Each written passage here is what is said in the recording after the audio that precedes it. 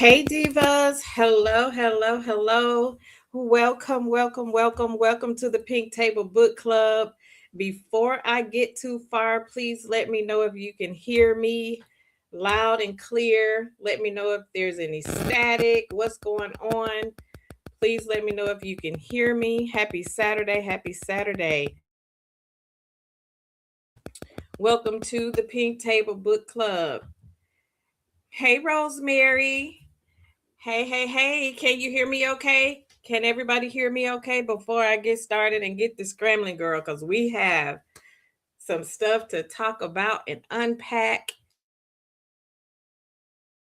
How is everybody doing? Welcome. Hello. And again, welcome back to the Pink Table Book Club, where sisterhood meets storytelling. And I am your host and good sis, Pink Diva.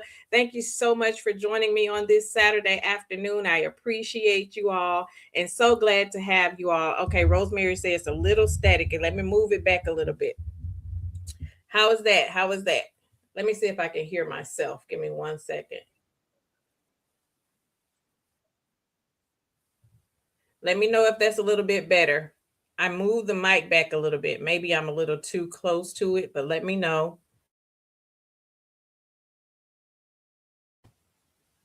I think that kind of sounds a little better on my end, but just let me know. Either way, at this table, we don't just read books, we explore the lessons, the emotions, and the truth that live between the lines. This is our space to laugh, to reflect, and to grow through stories that challenge us, but entertain us, and also sometimes it convicts us. Excuse me. Today, as we open the pages of our featured book, Her Pleasure, which is the last and final installment of the Mistress Series. We have been on a ride, y'all. I invite you all to show up and make sure you drop down and engage in the discussion, because your thoughts and insights, your questions, all of that make the meeting all the more better. This is our no judgment zone. We listen and we don't judge. It's just sisterhood, storytelling, and all of our shared perspective. So make sure you are settled in, you're relaxing, and let's dive into today's read. Hello. I made sure I got my good detailed notes, y'all. I remember last month, and my apologies to you, I missed a whole chapter and I had to go back and do a second part to our meeting, do another video to make sure that I was able to get that information out there. So I apologize for that. But we are here. We have a good book that's coming up for next month's read. But I'll get into that after we finish this discussion. And y'all, please forgive me. I have a weird cough that comes every time I start talking. This weather, I don't know about you all, but our weather has been super crazy. We go from warm, hot. We've had spring, winter, spring, summer, and fall all within the same day, some days within the last couple of weeks. And so just bear with me, please. And I please know that I apologize for all the coughing. And if I have to cough, I'll just put it on mute real quick. So we're going to go on into our book. Again, we are discussing today, which is book 6, the last and final installment of the Mistress Series. And this one is titled Her Pleasure. I hope you all enjoyed it just as much as I did. Let me know. I always have to ask you if you enjoyed the book and how you enjoyed the book. Make sure you drop down and put your review of what you thought the book was. Give it a 1 through 10. What did you think? Did you think the author did a good job of how she broke down this book and how she actually ended this series? I put the link in the chat. If you want to come up, you are more than welcome to join me on the panel. I told you last time, you're more than welcome to come. So if you want to come, if you can, you can. If not, we are going to move on. But so let's get started because we don't want to hold you. So we start off at the beginning of the book. Let me cough 1 second.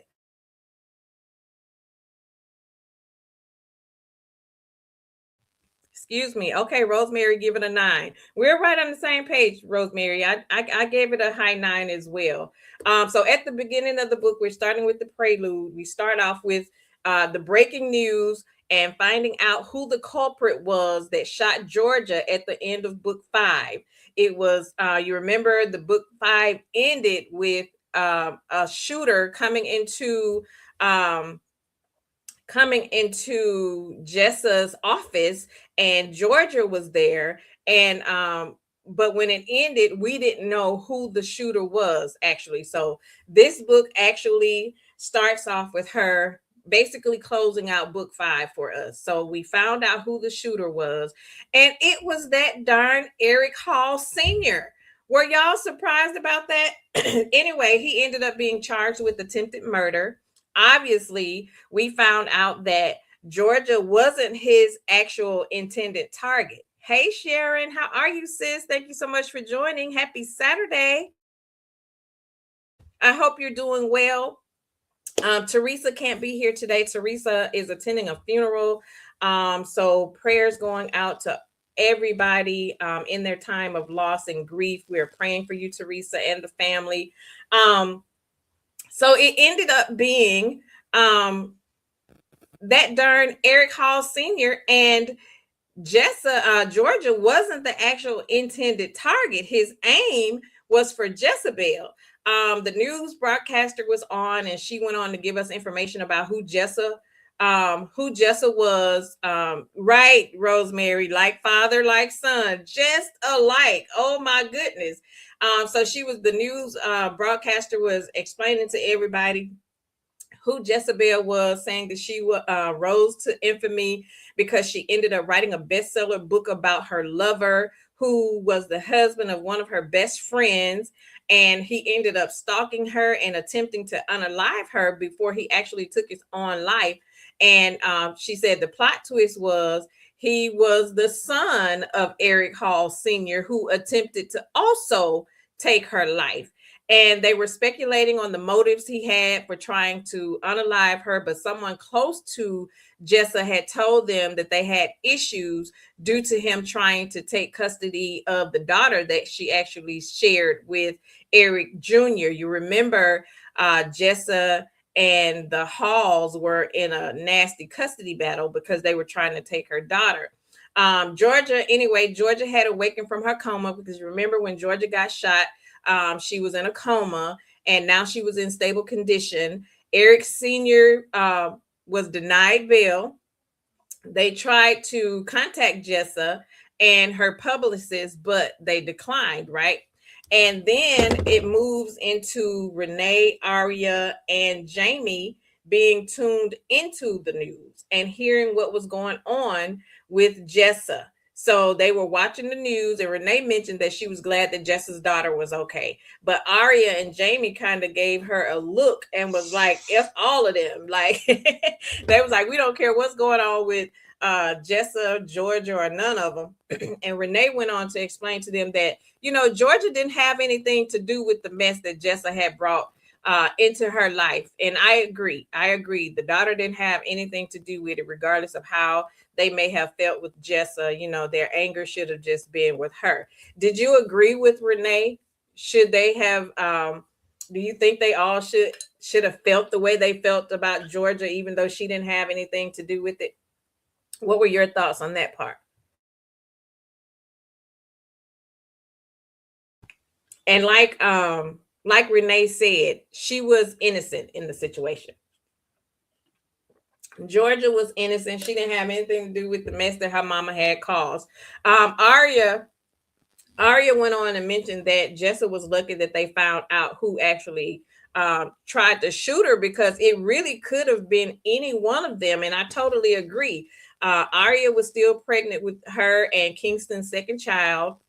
At this time, Jamie was still pissed at Jessa for coming back into the neighborhood and causing even more chaos. Remember, she ended up coming back into the neighborhood, telling even more secrets and laughing at their pain once again, all because they refused the olive branch that she was trying to extend to them for how she had betrayed them the first time. She revealed how Renee's second husband was cheating on her. She was mocking Aria for their financial troubles that she and Kingston were facing due to him. He was trying to open his second medical practice, and they were struggling to thrive. And she also was trying to expose Renee for cheating on her current husband with her first husband. Remember? I was like, oh my goodness. Yes, I agree, Rosemary. Georgia was just a victim of the circumstance. She had nothing to do with any of this stuff. I totally agree. Then she didn't stop there. Remember, she also revealed to Renee that her daughter, Kieran, was getting high and popping pills, and that her son, Aaron, was actually contemplating a what she called a gender reassignment surgery. And all of these hurtful things coming from an ex-friend that was on a mission to still be vengeful. And I was looking like, girl, why you still mad? You already came in the first time sending that bogus message and causing all kinds of chaos in their lives before. And because you wanted to send an olive branch and they didn't want to accept it, which they didn't have to, and I wouldn't have either. So she decided to want to get on some get back again.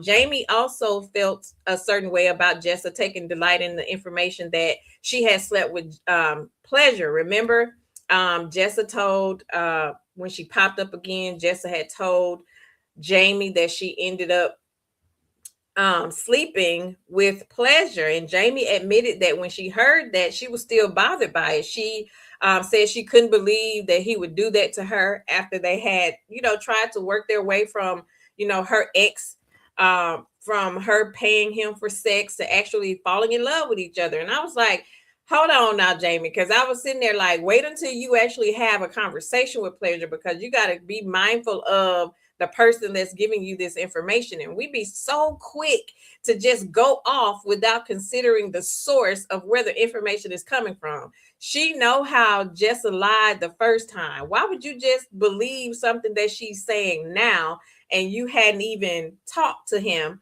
to find out what the truth was? They know Jessa's quick to tell a lie just to make them squirm. And Jamie had said that Eric Sr. should have had a better aim and not missed when he tried to shoot at her. And I was so tickled. Yes, Sharon, I never thought it would be him. I never thought it would be him either. And like Aria said, it could have been anybody because she had a lot of enemies. Jessa had made a lot of enemies along the way. So that's how the book ended up opening. And now we go into chapter 1. And this chapter opens up with the girls, Jamie, Renee, and Aria being away on a vacation. Remember, they were in the Caribbean on an island called Grenada. And Jamie mentioned how much she loved being there and how much she loved him for sending her and her friends. And at this time, we didn't know. So my question to you all is, did you wonder who Jamie was referring to when she said she loved him? Because in the beginning, she wasn't telling us who this him was. And I was wondering, did you think this was Pleasure? Because, she hadn't mentioned anything about anybody else that she had dated. So did you wonder who she was referring to when she said she loved him? She went on to explain how much she loved whoever this mystery person was, how they ended up coming together. She said on some grown folk ish. It was no drama, no complications, just two adults looking to add value to each other. And I was like, okay, Jamie, okay. And I was happy that she had seemingly found love and it was in a good space. She said for the first time that she loved and was loved back with no games and no suspicions, and just everything was all good. I was surprised too, Rosemary. She stated she was in a good space and she could now look back on the last 10 years or better of her life and realize that she was more worthy than what she was actually being given. She was no longer she was no longer angry about anything that happened in her past. When she thought back on how everything had played out for her, she had healed from her mother teaching her that her husband should be her everything, remember? And the men in her life that exploited her weaknesses.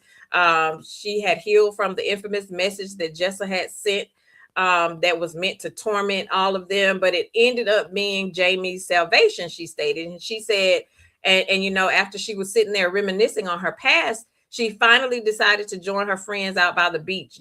She went out to the beach. Arya and Renee was sitting out by the beach, and she described Arya as now having a 10-year-old and a 6-year-old baby. So the years had passed by, and she talked about how Arya's body had snatched back like before she had kids. And at this time, Jamie still didn't have kids. And she mentioned not being sure if she even wanted any kids. And then she went on to explain that the mark her mother left on her about all the, the rules of being a proper lady and wife, just based on the societal pressures, religious zeal, and judgment from other people, led her into a marriage that actually lacked the love and respect and a whole bunch of just pretending. Remember when she was married to Eric, that she had to carry this facade. She was married to a man that made her feel less than when she was in private behind closed doors. Remember all the heinous things he was doing to her behind closed doors, but she was standing beside him while they smiled and pretended in public, right? So the ladies ended up continuing talking, and Jamie mentioned to them that after that stupid text message from Jessa, they tested all of their marriages. Arya's, basically, her marriage was the only one that survived. Not even the financial struggles that she and Kingston was having shook their marriage. And as far as what Arya was telling her, everything was fine between them. Jamie mentioned that she was now being more intentional with her friendships, and that in the past she was so miserable with what was going on, in her own marriage, that she took joy in the pain of, others, and try and feel better with about her own mess. And we later found out that's the same thing her mama was doing when we get further down in the book. Remember a few books back, Arya at the time was a freelance writer and had snagged interviews with a lot of the celebrities for some top magazines. But after her novel failed to thrive, her option for another book deal wasn't picked up this time. And their money troubles had led her into having to go back to work and work a full-time job as a editor for a magazine. And she also mentioned that her desire to write again was fading due to all the duties of a full-time job.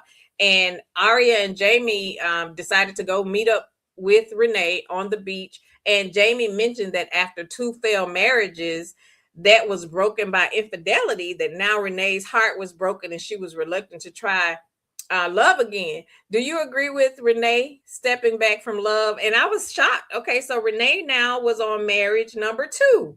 And I was like, okay, so Renee ended up getting remarried, and girl, the same freaking thing. And I was like, okay, Renee, you picking some bad bones here. The ladies were trying to talk Renee into having a little fun while they were on the island. They told her that she didn't have to get into another relationship, just have fun, just as they were getting ready to have a little fun and laughter together while they was laying on the beach. Jamie ended up getting a notification on her phone, remember? And she screamed out and said, Jezebel. Girl, she had got a notification that Jessa was marrying Horatio Montgomery. Oh my goodness. Y'all remember? That was, remember in the book 5, that was Bella's husband from the last book. She was trying to set him up to cheat so that she could wiggle her way out of the prenup. Remember the Montgomerys? He ended up sending Jessa his contact information and told them, to keep in touch with each other. Were you shocked to hear that Jessa had married Mr. Montgomery? Right, Rosemary. Renee's radar on men was definitely off on men. But I was so shocked to hear that darn Jessa had married Mr. Montgomery. What were the odds? They were like, that evil heifer got 9 lives. And then Arya kind of looked weirdly at Jamie and was like, how did you even find out this information? And so Jamie had told her that she had set up some type of Google alert for Jessa's name. So every time something goes on with her in the news, she would be informed. And Arya told her that, I thought you had deleted that alert. And Jamie said that it hadn't alerted in like 5-6 years. So she had totally forgotten about it. And so basically Arya told her, Look, this information has absolutely nothing to do with our lives. We ain't trying to find out what's going on with Jessa. We ain't trying to follow her life. We don't want to speak of her name again. We just gonna move on and act like she don't even exist. And basically Ira was like, F everything and everything about Jessa. We don't want to hear nothing about her. And so Jamie did agree and decided to delete the Google alert. Did you agree with Aria though that they should just forget about everything concerning Jessa? Because if we're understanding right, it had been like some years. How long has it been? Like 6 years? I think that's what the book mentioned, since that whole thing had happened. And I'm with Aria. At this point, let it go. Why are we still checking for Jessa?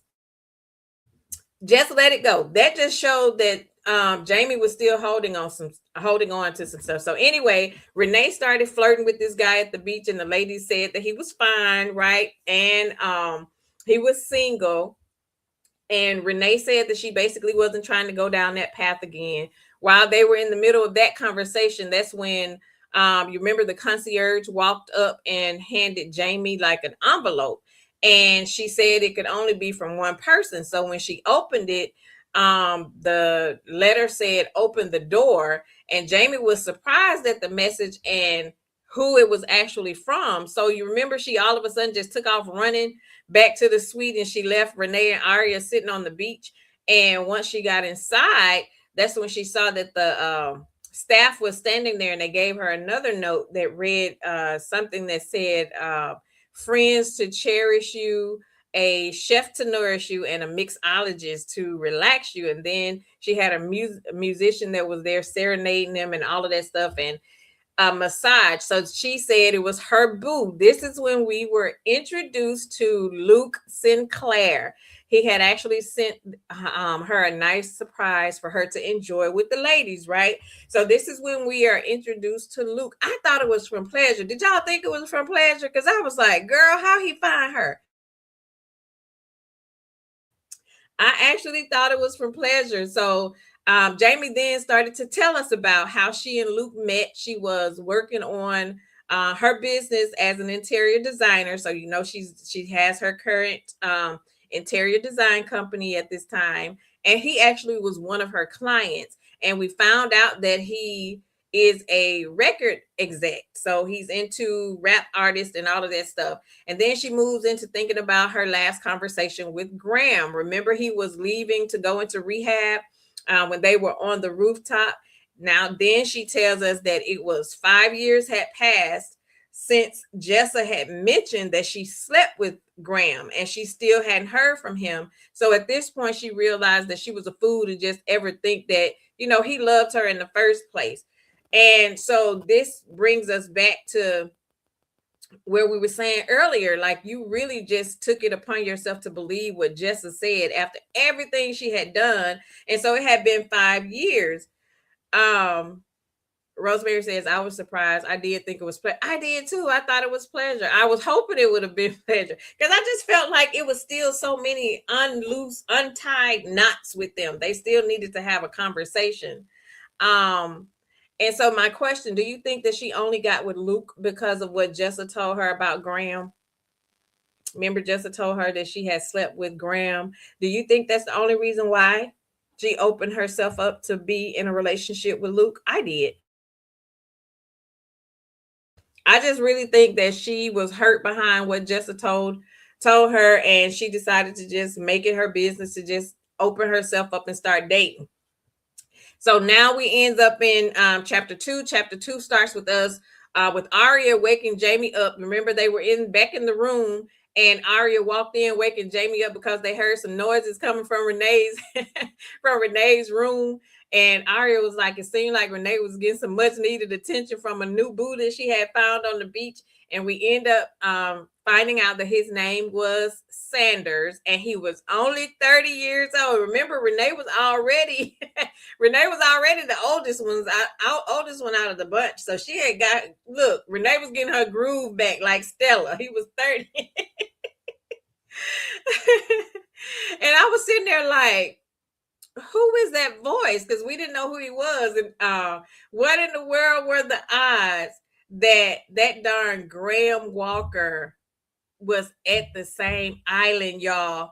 What are the odds that Pleasure was on the same island at the same time? I said, now, okay, what's really going on? It had been, remember, she said it's been 6 whole years since she had last seen him, of course, and she was all caught up in her emotions, not knowing what to say, not knowing what to feel. And when she looked at it, remember, she was on the beach. Jamie had decided to take a walk on the beach after they, ran out of the room and let Renee had her little thing or what have you. And Jamie decided to go take a walk out on the beach. And when she was sitting there, she ended up looking at one of the cabanas that was nearby, and she saw this beautiful mural that was being painted over there. So she decided to go over there and see it real close up. And when she walked over there and mentioned how pretty it was, and remember, all of a sudden she said she heard a familiar voice that said thank you, and she froze. Girl, yes, that was very eerie. Like, what are the odds? Same time, same place. And she heard this familiar voice, and it was that darn Pleasure. And she was so caught off guard because she didn't know what to think. She, just like us, was like, how is it that you're here while I'm here? And then I haven't seen you in 6 years and all of this kind of stuff. Remember, then she started to get pissed off because she was remembering all the lies that Jessa had told over the years, and why was she so quick to believe her when she said that she slept with Graham. And I was like, yeah, that's the same thing I was wondering. And Graham told her that, Jessa lied and that he never slept with her. So they ended up having a conversation about it. But then too, I had to ask, and I wonder, did you all think this as well? Did you wonder why Graham never reached out to Jamie after all this time? We know in the end of the book, he ends up finally, they had a conversation and talked about it. But right here, I was wondering, like, okay, all of this time went by. Why you never reached out? I thought that was so weird for both of them. Like, why not just reach out to check in? Anyway, and of course, as much as they both tried, they just couldn't resist each other. They had a chemistry. And I was like, baby, when I say they went on the ride of their lives, honey, that was a good old hot, steamy escapade. I was like, oh, child.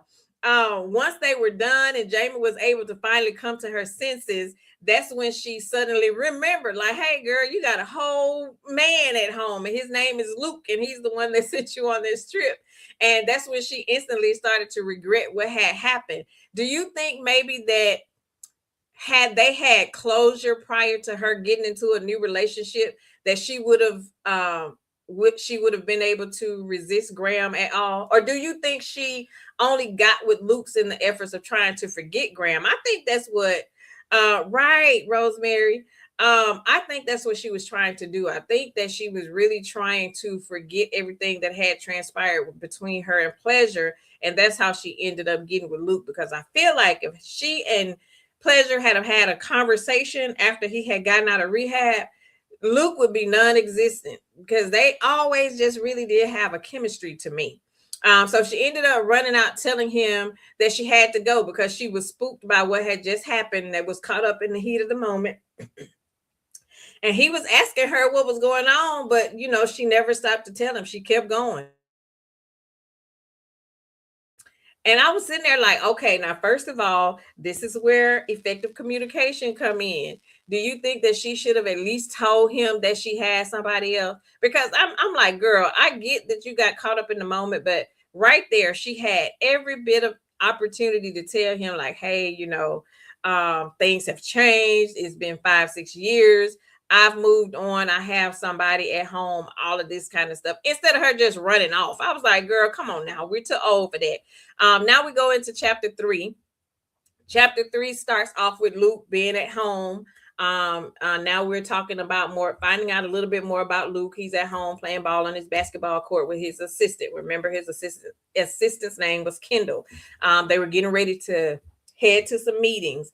He told us a little bit about how he grew up. His mom was addicted to drugs and his daddy was in prison.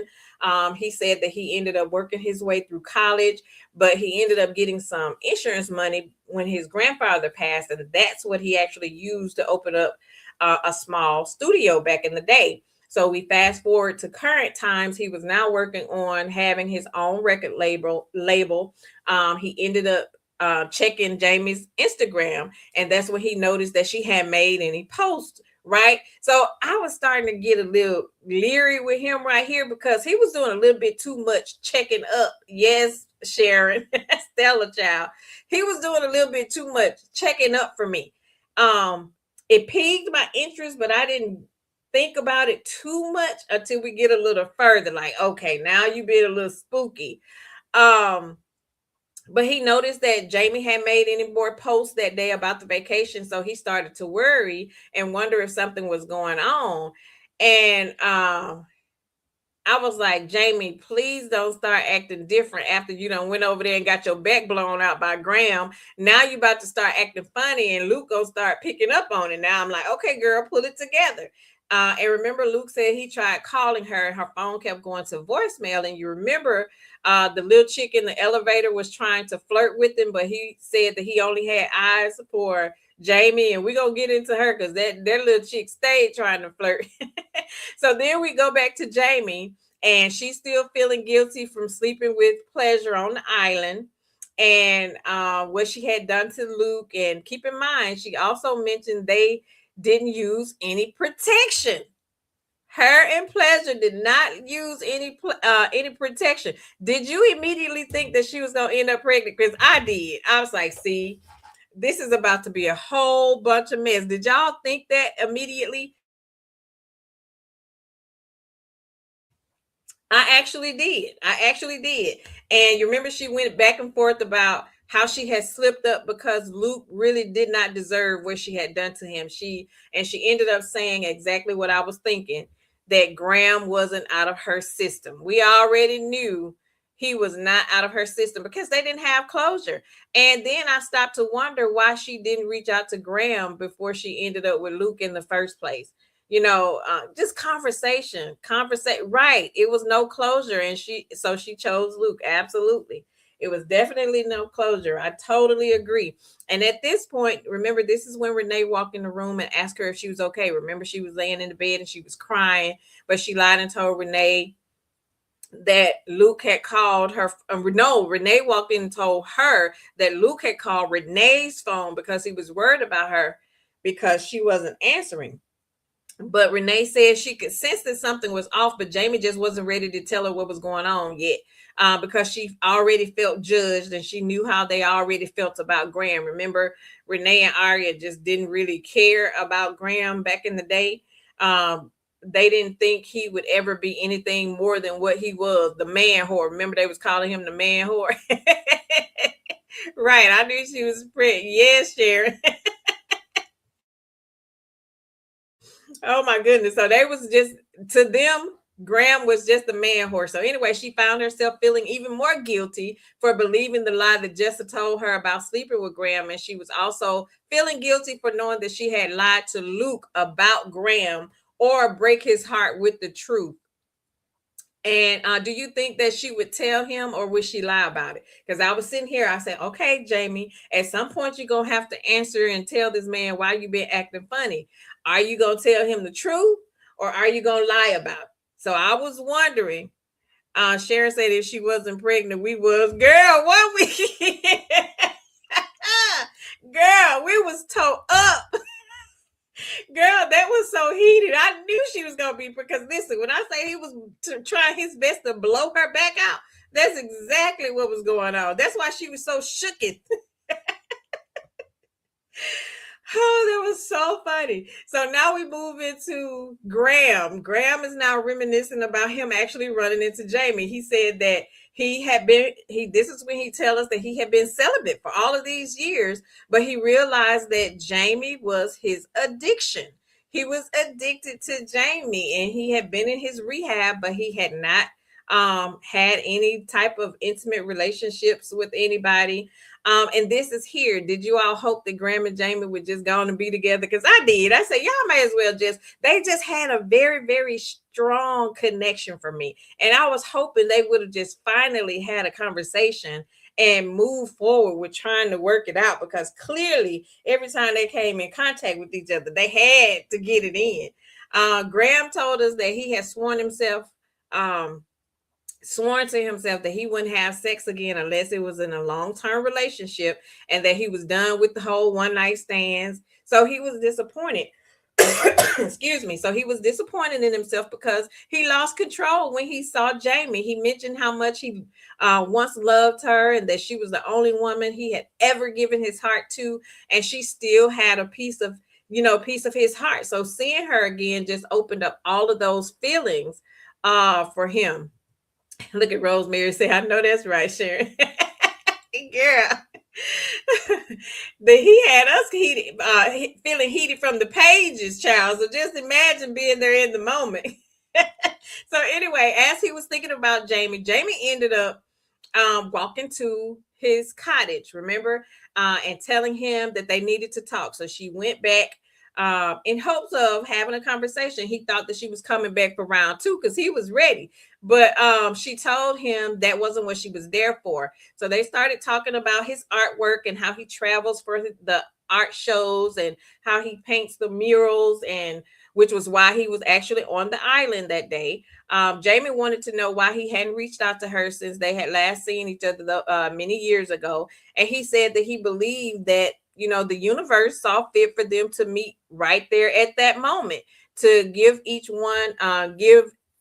of them the last opportunity to see that they really just did not have a future together. And I was kind of like, now, why would you say that? Because and that's when Jamie shut down when he said that. He said he didn't think that he could ever be what she needed him to be, because he remembered how, she just let everybody judge him. She knew what her parents thought of him. She knew what Aria and Renee thought about him. So he said he didn't think that she would ever be able to just fully forgive him. And Jamie seemed to have understood and made peace with it, as she told him that she had so many other things that she wanted to say, but he had answered the one that she needed the most and agreed that there was no future for them.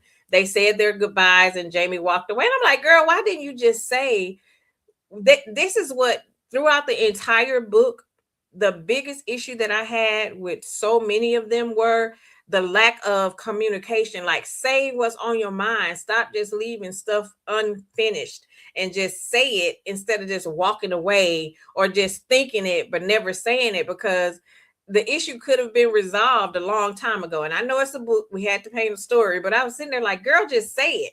Now the ladies were all headed back home. Jamie vowed that there would be no more Graham, and that was the last time that she would see him. And she was excited to be getting back home to Luke. She decided to keep her betrayal to herself, right? Because she didn't want to see Luke hurt. Aria was ready to get back home to Kingston, and Renee was talking about her little cougar rendezvous she had with the little young buck Sanders, who happened to be, girl, he was younger than her son. Did y'all catch that? I said, oh, Renee. Yes, Rosemary, Graham and Jamie were always soulmates because they just kept bouncing back to each other. They just kept bouncing back. So, excuse me. So, anyway, we find out that Renee's little young buck was younger than her son, child. The ladies ended up saying their goodbyes, and Jamie was the first one to get dropped off at her house. And to her surprise, when she walked in, Luke had planned her a surprise welcome home engagement. And I was sitting there like, see, this is where he just kept my antennas up. And I'm like, I got my eyes on you. Like, and we ended up finding out the later we got into it, but I just feel like he was doing so much. To me, he was coming off as controlling. And I was paying attention to those I was seeing some red flags in Luke. Were y'all seeing some red flags? He was nice and all, but to me, he was just a little, he was a little, something was off about him for me. So anyway, when she walked in, Luke was down on one knee holding a diamond ring. And that's when Renee and Aria walked back through the door, and she realized that they were also in on the surprise. She noticed that her parents were there, some of her employees and some of the neighbors were there. So, of course, she ended up saying yes to the proposal. And in her mind, she was asking Luke to forgive her for betraying him. Do you think that was the last time that we would hear about Jamie's infidelity? Do you think that she, at this point, because right now we're just in chapter 3. Do you think that was the last that we would be hearing about the whole Graham thing? Because remember, she vowed that it would be no more Graham. It was all about Luke and da da da da da. We wouldn't hear anymore. So she felt like when she accepted this engagement that she was actually done. She was moving full force with Luke. Yes, Sharon says yes, they were soulmates. Rosemary says red flags were definitely there. I totally agree. I was keeping my eye on him. I was keeping my eye on him. So anyway, we go on to chapter 4, which is 1 month later. We're a month later from the whole engagement and Grenada trip. And this chapter starts off with Jamie and Luke laying in the bed before the start of their day. And remember, Luke mentioned to her that he had a summit that he had to attend. So before it was time for him to leave, Jamie decided that she, wanted to get her little freak on. And once they were done, Luke asked Jamie to move in with him. And she told him that when she mentioned wanting to sell her house, because remember, a book ago, I think she mentioned that she wanted to sell her house in Richmond Hills. But she told him when she mentioned selling the house that she wasn't trying to woo him into letting her move in with him. And he told her that he didn't feel like she was manipulating him into asking her to move in. He just wanted her to do so because, they were getting married. We engaged, we get married. So the next step should be we moving in together, right? So she told him that after her last marriage, it taught her to be more present and more visible in every aspect of her next marriage if she ever got married again. And Luke reminded her that, hey, I'm not Eric. And she told him that she wasn't the Jamie that she used to be. And they agreed to look at a new place together. Because remember, she was still scarred with all of the stuff that she went through, excuse me, with all of the stuff that she had went through with Eric. So, she was different. She was changed, right? So now we move on to later in the day, and Jamie was returning home from doing a walkthrough with her job, and she started looking around her house and thinking about all the bad memories that she had in that house with her and Eric, and she decided that it was finally time for her to let it go and sell it. And she said Aria was there with her, and she was surprised when Jamie said that she was ready to sell the house and move away from Richmond Hills. And Jamie had to remind her that she had more miserable days in that home than she actually did have good days. Because remember, she was in there, that Eric Jr. was giving her the business. So I don't blame her. She also didn't tell Aria that once she sold the house, she was going to split the money with Delaney, which was Jessa's daughter, remember? Jamie knew that Aria and Renee probably wouldn't agree with her doing that, so that's why she didn't tell him. But she also felt that Eric actually owed his daughter something in this world, after he had taken his own life, regardless of what Jessa was able to actually provide for the baby. She said that the house was valued in like the high six figures, and that would be a nice inheritance for Delaney. Do you think that was admirable of Jamie to split her money, the sale of the house with the baby? I think that was very admirable. I agree, Rosemary. I would not have moved in with Luke. I would not. And again, that was I was like, okay, that was piquing my interest again. I'm like, you might want to think twice about that. So anyway, as they were standing outside, they ended up looking down by Renee's house. Girl, guess who they saw pulling off at Renee's house? You remember they were standing outside and they was looking like, who is that girl? That was that old Jackson. Jackson had popped up over Renee's house, and Aria said, okay, we about to go down here and find out what in the world is going on. And they both ended up walking to head down to Renee's house to see what was going on. And Jamie was talking about how she noticed, the new renovations that Aria and Kingston had made to their home a few years ago. And then she said Aria ended up making the comment about, she was wanting to go home. And Jamie thought that she was talking about her house across the street, like going home over there. And she was like, no, I want to go back home to Newark because Aria was saying that she had started to miss her mom and her family and just the overall vibe and the energy that was in the area that she grew up in. And she was pretty much over living in the suburbs at this time, especially now that Jamie was talking about selling her house and moving away. And Renee was on some other stuff. Her kids barely know her side of the family, and Kingston was basically working all day and all night to make sure that they never fell into a financial crisis again.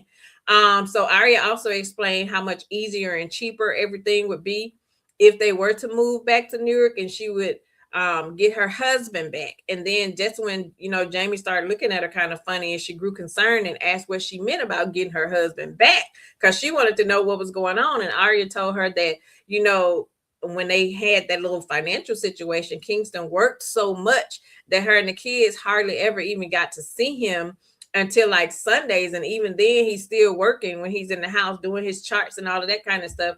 And she explained that they weren't really even being intimate with each other because he was always so tired and exhausted from work. And she said, but it just wasn't what they was used to, because you remember Kingston and Arya used to be going at it all day, every day back in the day. So anyway, they ended up spotting Kingston pulling up on the street, and Jamie told her that was the perfect time. Like, go on over there, girl, and catch up with your husband. And she told her that she would watch the kids for her so that they could actually spend some quality time together. And it didn't take but one time for her to volunteer to babysit. Arya hightailed to the house to grab them kids.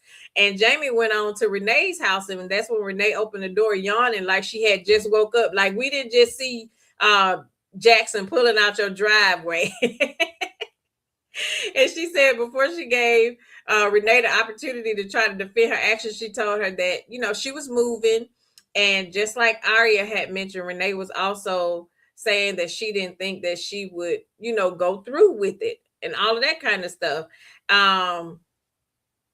And then remember Renee also mentioned that her and Arya didn't really think it through when they helped Luke plan the engagement, because they didn't realize that they would also cause Jamie to be moving from Richmond Hills. And that was their little clique. They were sad that she was contemplating moving, and they would be losing their friend. Sharon says, I don't think so. Graham gonna always be in her head. Oh, Graham was always in her head. You hear me? She couldn't let him go. That was her heart. That was her soulmate, like we said earlier. Anyway, Renee ended up telling Jamie that everything was changing. And Jamie saw some concern on her face. And so she asked Renee, hey, you okay? What's going on?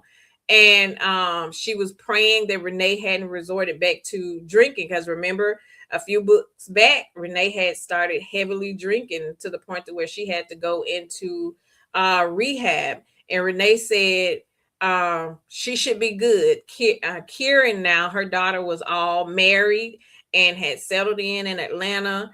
And Heather is living the life that she always wanted in California, but she missed her kids and she missed the life that she had. So I was sitting there like, okay, who is Heather? Because I was trying to go back in the books, and I was like, well, I don't recall a Heather being in any of the past books. But anyway, it was her son Aaron. He had completed his full transition and was now living as Heather. And Jamie knew that everything her kids went through had really taken a toll on her outside of being divorced twice. She wanted her kids to be home with her, but they had both gotten their own lives together, and they just decided to move away at this point. And this is why I was thinking, okay, Renee is at a point in her life where she's trying to find herself. She's twice divorced. Her kids were grown and gone now, and she basically was an empty nester, and she didn't have the what's next planned out for her life. And I think she was, I kind of think she was trying to she was afraid of being alone. Did y'all think so? Because I could kind of sense like she was searching for something that just wasn't there. And like she says, she spent her entire life around making sure her husbands were good and making sure her kids were good, and not really taking the time to just really just focus on what she wanted. Rosemary said, Renee threw me with that name here. Girl, me too. I was like, who is Heather? And where she come from? I thought the same thing, sis. I thought the same thing. So anyway, Jamie then asked Renee if that was the reason that they had seen Jackson pulling away from the house. And then Renee said, I'm just paying him back from what he did. So basically, she was saying that she was on her get back. She was talking about Jackson's mistress that ended up being his wife. Remember, he ended up marrying her, so she basically was on some get back of the little pink lady that ended up taking her husband. And I was sitting there like, girl, I wouldn't be entertaining Jackson. That wouldn't have been my way of. I would have hit him in his pockets. I definitely wouldn't be back entertaining him after he had betrayed her while they were married. So I was like, that's not my thing. I wouldn't have done that. Now, anyway, they looked up and saw Aria coming down the street at that point, and then they started wondering why she was walking so fast because they thought, her and Kingston would have been trying to spend some time together. And I was sitting here, I said, okay, Aria, what is it really going on? I kind of was feeling like Aria was holding something in that she wasn't really saying outside of they weren't spending time together. And then I was like, is Kingston cheating? Because, I get that you're caught up in work and all of this kind of stuff. But when Aria is stressing how they're not being intimate as much as they were, and I'm like, okay, you're spending a lot of time away from home. Like, are you cheating? I kind of was thinking that. Jamie asked the ladies if they wanted to go for dinner, but Renee and Aria said that they had some work to catch up to and all of that kind of stuff. And Jamie told them that Luke had asked her to move in with him before the wedding, and before she sold her house. And the ladies kind of were caught off guard because they thought she would have at least waited until she sold the house before she, tried to move. And that's when the realization finally hit them that they were actually losing their friend. And I was kind of sad for them. Because who else was going to be in the neighborhood gossiping? So anyway, they said their goodbyes. Now we get back to Luke. He was in the strip club with one of his artists. Remember, he was listening to one of the latest releases, and he went into explaining how strip clubs wasn't his thing, but he knew that's where most men gathered, and that's where most of the ladies' hits were being played. So he wanted to go in there and see how everyone was vibing to the new music. He said he wasn't paying attention to none of the ladies in there that was trying to occupy his time. He wasn't checking from them, but he kept checking his phone and seeing, Jamie had sent him a picture saying that she was lonely and wanted him to leave and come home.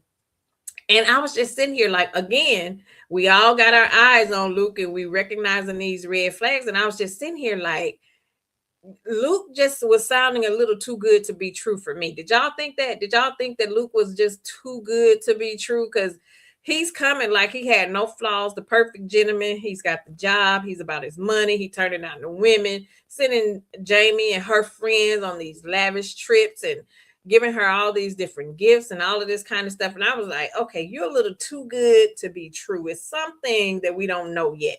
And then we move into chapter 4 ending with us going into Graham. Jamie was back in the States and Graham had moved back into his condo in Brooklyn. But anyway, Graham was reminiscing on how much he missed Jamie and how much he had thought about her after their little run-in when they was on the island. He was, doing his little artwork and all of this kind of stuff, but Jamie was always that constant reminder of how much he wished things could have worked out for them. But then again, he slowly started to realize that it was just time for him to let her go. And I was like, no, not yet. I say not yet. Right, Rosemary. Empty nesting didn't work for Jamie. She wanted to go back with Jackson. Well, exactly. The empty nesting, Renee, it didn't work. It didn't work. She was on some get back stuff. That ego is a powerful thing. The ego was in the way and she was on some get back to the get back. Because again, this was her second time being cheated on. So anyway, it ends up being 1 week later, we move into chapter 5. And this chapter opens up with Jamie working on some designs for a client that she had, and she was preparing for, and Luke was getting ready to go to Miami. Remember, her assistant ended up walking in telling her that she had a package.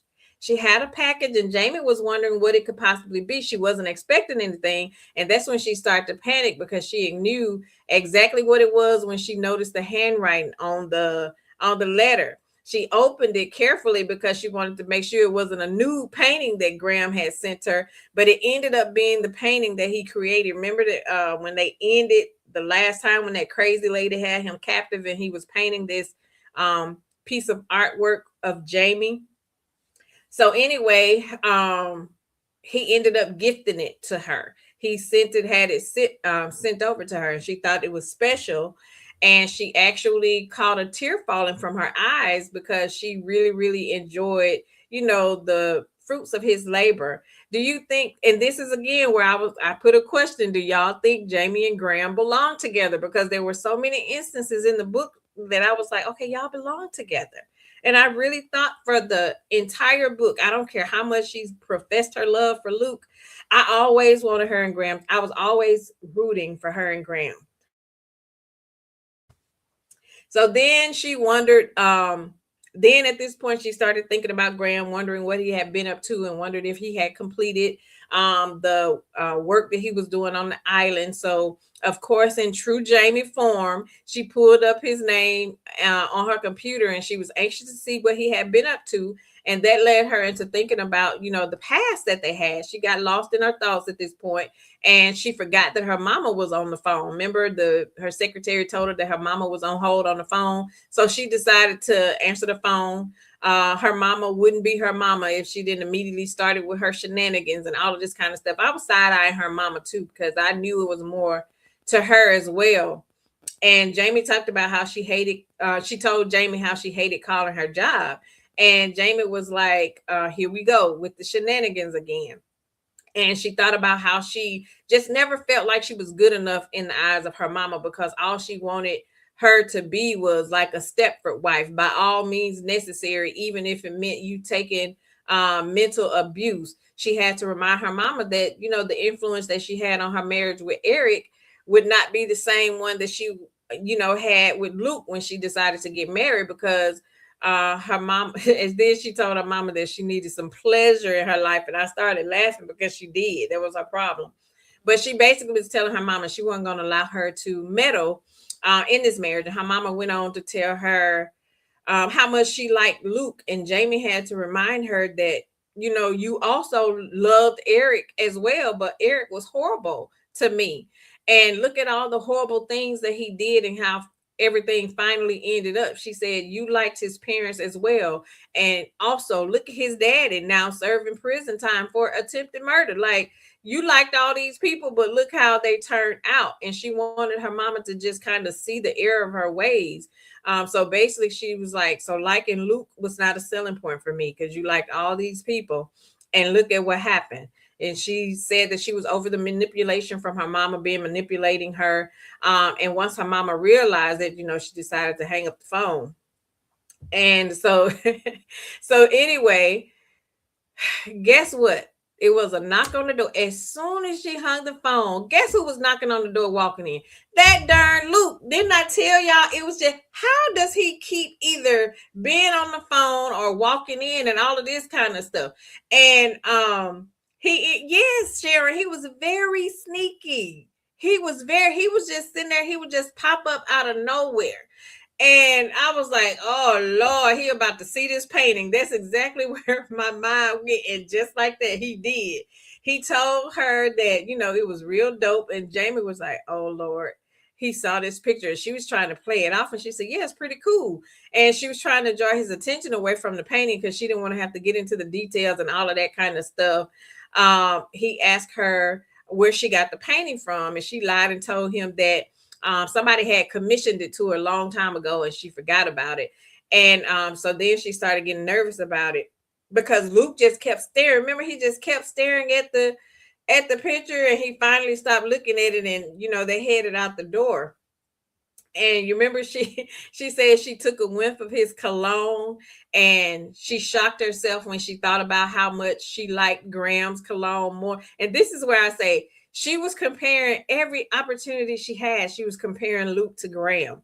She started to worry about where, that comparison between her past and present came from. I was like, girl, it came from when you got pleasured while you was on that island. You weren't over that man and you jumping into this new relationship. That's where it came from. Right, Rosemary? Luke was creepy. Another red flag. I agree.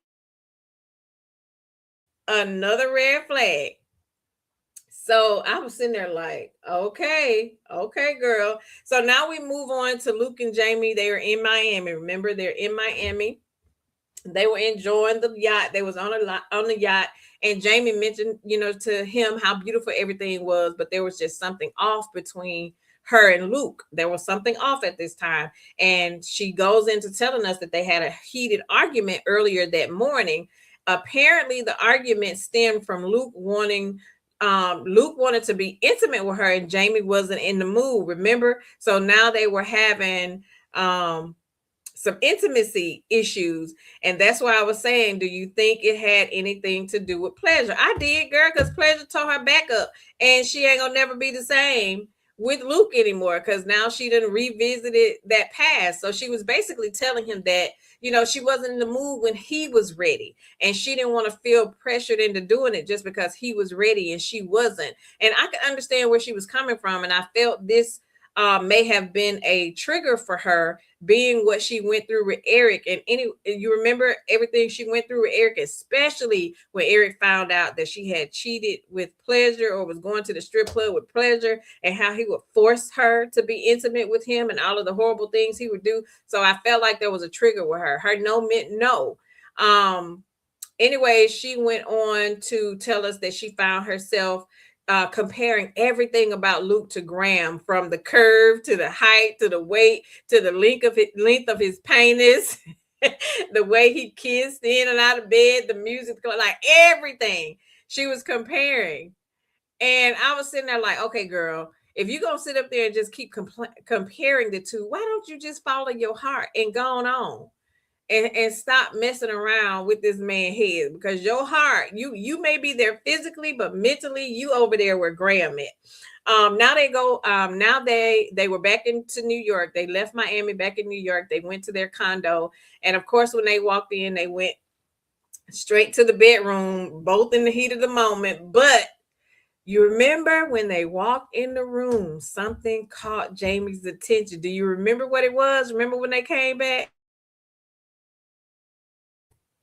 Girl, remember that painting Graham had that Luke was eyeing when he was in it? That darn Luke done had somebody ship the portrait to the apartment and had it hanging over the bed.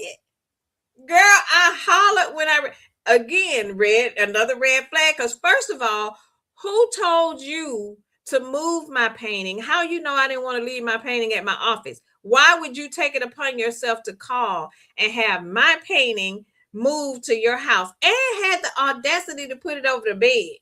And uh she even said herself, um, it was Luke there in the body, but it was always Graham in spirit. That's when she said. Um, so I was like, okay, girl, what you done got yourself into, and how you gonna get yourself out of it. So that's how chapter 5 ended up ending. And we go into chapter 6. I was sitting there like, okay, there was another red flag. Remember, these red flags keep adding up for Luke. So now we get into chapter 6. We start here with Graham. He was back at the community center with his support group. He said that it was only right that he came clean. So he wanted to go back to his support group and tell them that he had a slip up when he was on the island. He had to tell him that, and at this time it was 6. Yes, Rosemary, too controlling. Too controlling. I totally agree. That was weird. That was weird. And he was giving Eric vibes to me, although he hadn't gotten as crazy as Eric, but those vibes were like Eric vibes. So anyway, he was telling his support group that 6 weeks ago that he had a slip up and he broke his celibacy policy. He was basically saying he stayed strong until he ran into Jamie, and all of those feelings came back. He didn't know if it was due to him just being horny, or if he just really loved her. And after class was over, that's when his phone started ringing. And as soon as he answered it, all he said was, "I'm on my way." You remember, his phone rang, he answered it, and he said he's on his way. Did you wonder who was on the other end of that phone? Because he never told us. Did you think it was Jamie? I did. I thought it was Jamie. I was like, did she call him? Because he was like, he's on his way. But we later ended up finding out that it was his mama. But I definitely thought that it was Jamie. He ended up going to visit his parents because his mama had made him a lasagna dinner, remember? He then went outside and started talking to his dad, and he started to reminiscing on the times that he had, that he almost lost his dad to a heart attack, and he thought about his life and everything that he had went through. Even the time, remember the time that he slept with one of his dad's women, that old Essie Nunez. Y'all remember Essie? She was way earlier in the book. I think it was in his book, Pleasure, My Pleasure, or whatever. I can't remember but it was Pleasure's book. But anyway, he ended up sleeping with that old Essie Nunez. He also remembered the conversation that he had with his daddy back then about how love over sex always win at this game called life, and it takes a fool to lose twice and start all over again. And that's what made him started thinking about Jamie and wishing that he didn't feel, so foolish. Yes, Rosemary, I thought it was Jamie too. I thought it was Jamie too. So again, basically what we're seeing with all the mental conversations that both Graham and Jessa are having with each other, they basically want to be together. They want to be together. They should just follow their heart. I said this through the whole book. Now we shifted over to Jamie and Luke being out to dinner. So Jamie and Luke went out to dinner with Arya, Kingston, and Renee, and they were all congratulating her on the sale of the house. And of course, they asked her if she had set a wedding date. And for whatever reason, Jamie tensed up. Remember, she always got tensed at the setting of the wedding date, but she quickly tried to play it off before anybody noticed. So Jamie told them the wedding date hadn't been set yet. And Luke wanted them to know that he was ready for the date to be set, but it was Jamie, that he was waiting on. Then, did y'all catch when the waiter came over to the table and asked if they needed anything else? Remember, Jamie said that she wanted some water, but then she caught the waiter eyeing Luke. Remember, the waiter just could not take his eyes off Luke. So I'm sitting there like, okay, what we about to find out with Luke? And she was wondering if the waiter was just a fan of Luke's or if he was gay, because what you looking at? And she knew the line of business that Luke was in. So she kind of brushed it off, thinking maybe that's where he knew him from. And I later in the book we find out maybe that little tidbit was just something that the author put in there to kind of throw us off, because they never revisited it and nothing else ever came back, because I thought maybe he noticed him from somewhere. Anyway, they continued their conversations at the table. Kingston told Renee that Jackson told him that they were still sneaking around. Remember, Kingston didn't have a filter. He didn't know what to say, when to say, and how to say it. And Renee didn't like the fact that, basically Jackson was telling their business. So the fellas, both Luke and Kingston, decided to get up and go outside and take a cigarette break. And they left the ladies back at the table. So Arya asked Renee why did she get so mad at Kingston for mentioning what Jackson had said, because she had to remember that those two men were still friends, just like they were still friends. So they still talked and they shared stuff with each other. And Renee told them that at this point she and Jackson was over and that she was ready to move on with her life, and she couldn't do that 1 foot in, 1 foot out with her past anymore. And Jamie agreed with her, but she was basically feeling the same way because Luke was in her heart while Graham was in her head. The same thing. Jamie went on to ask Arya, had things gotten better between her and Kingston, and Arya said that it hadn't yet. He still wasn't making time for her. And then Renee told them that Sanders, remember Sanders, the one that she got a little groove back on the island, he had reached out to her on Facebook. Hey Litome, am I saying your name right? Litome. Hey, thanks for joining. Thank you for being here. And so she told her that he reached out to her on Facebook, and they were like, well, who is he? And she had to remind them of her chocolate angel, is what she called him. So both of the ladies said that in unison, that they thought that he was just a little vacation fling and nothing came of the situation. And that's when Renee told them that she was thinking about going back over there. And as the waiter approached again, remember Jamie casually slid in the fact that she had been checking up on Graham's Instagram page from a fake account. At this point, I was like, girl, go on over there and be with Graham, because that's where your heart really is. And then Jamie told the ladies that it had been nice of them to catch up or whatever, and hope that they could do it again soon. They did their little toast, and Arya and Renee basically said that they preferred Luke over Pleasure. And Jamie felt the way about them always having little slick remarks to make about Pleasure. And she told them that, they didn't know enough about him to be so judgmental about him. And Renee was like, well, the little we do know about him being a man whore was all that we needed to know. And Jamie was like, well, it's a good thing everybody's past and secrets aren't on Front Street to be judged so easily because glass houses and all. And she was basically referring to Renee's affair and Arya's scandalous past. Renee and Arya kind of looked at each other and they frowned because they noticed that, Jamie, and like Jamie said, she was very protective of Graham because she knew his story and she knew everything that he had overcome. Do you all feel the same way that Jamie felt in that instant? Because I did, because really, who are they to be so judgmental? And I never understood why they were so judgmental.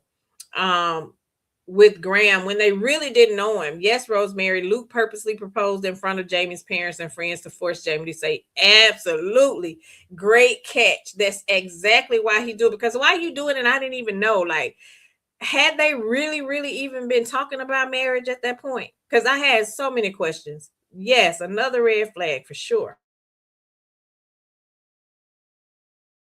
Great catch. Another red flag for sure. She said that she was proud to actually see Graham now thriving in his career, and he had left the whole sex work behind. Even in the future, they had hoped to, even though the future they had hoped to be together didn't manifest, she still was happy for him. She still wanted to see him succeed. And then Arya remembered the last time they had a conversation about pleasure that Jamie felt the same way they did. She was like, well, the last time we had a conversation about him, you felt the same way, especially when Jessa told you that she had slept with him. And Jamie said, well, that didn't happen.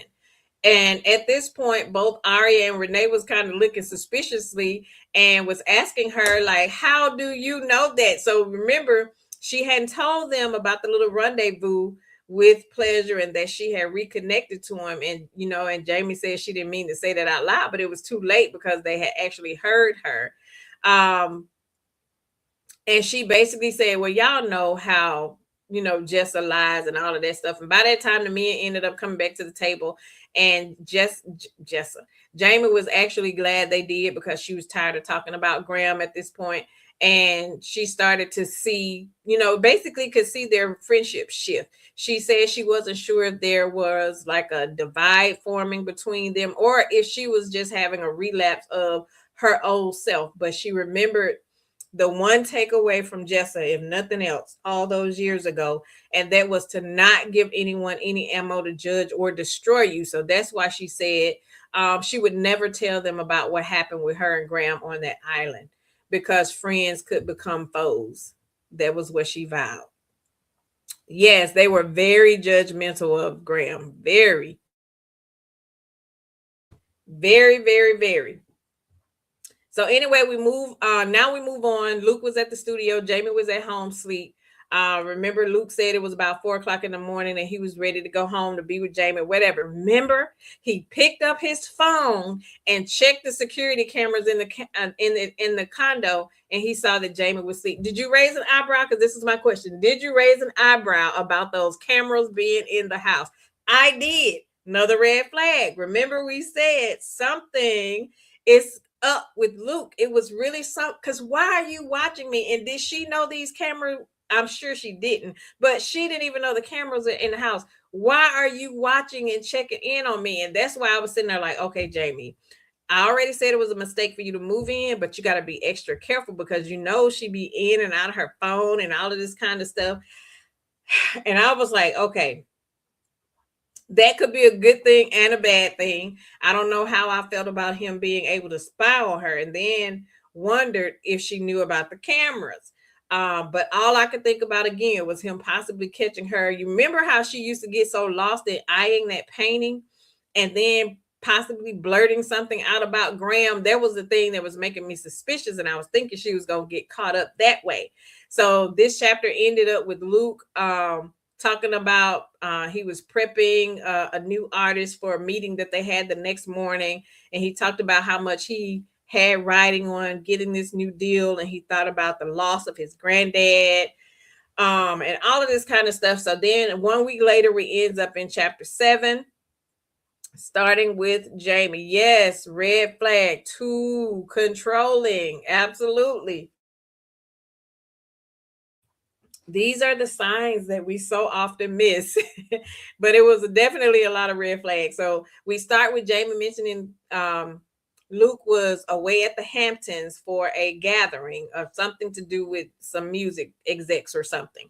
She said that she missed him, but she was actually glad he was finally that she actually finally had some space. So this right here was telling me that she really was second guessing the fact that she agreed to move in with him.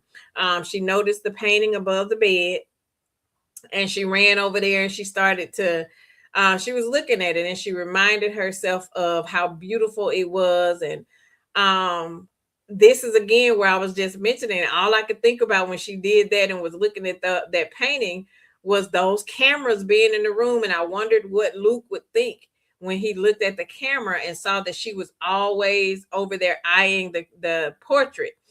Anyways, Jamie ended up calling her office and basically told her receptionist to reschedule all of her appointments.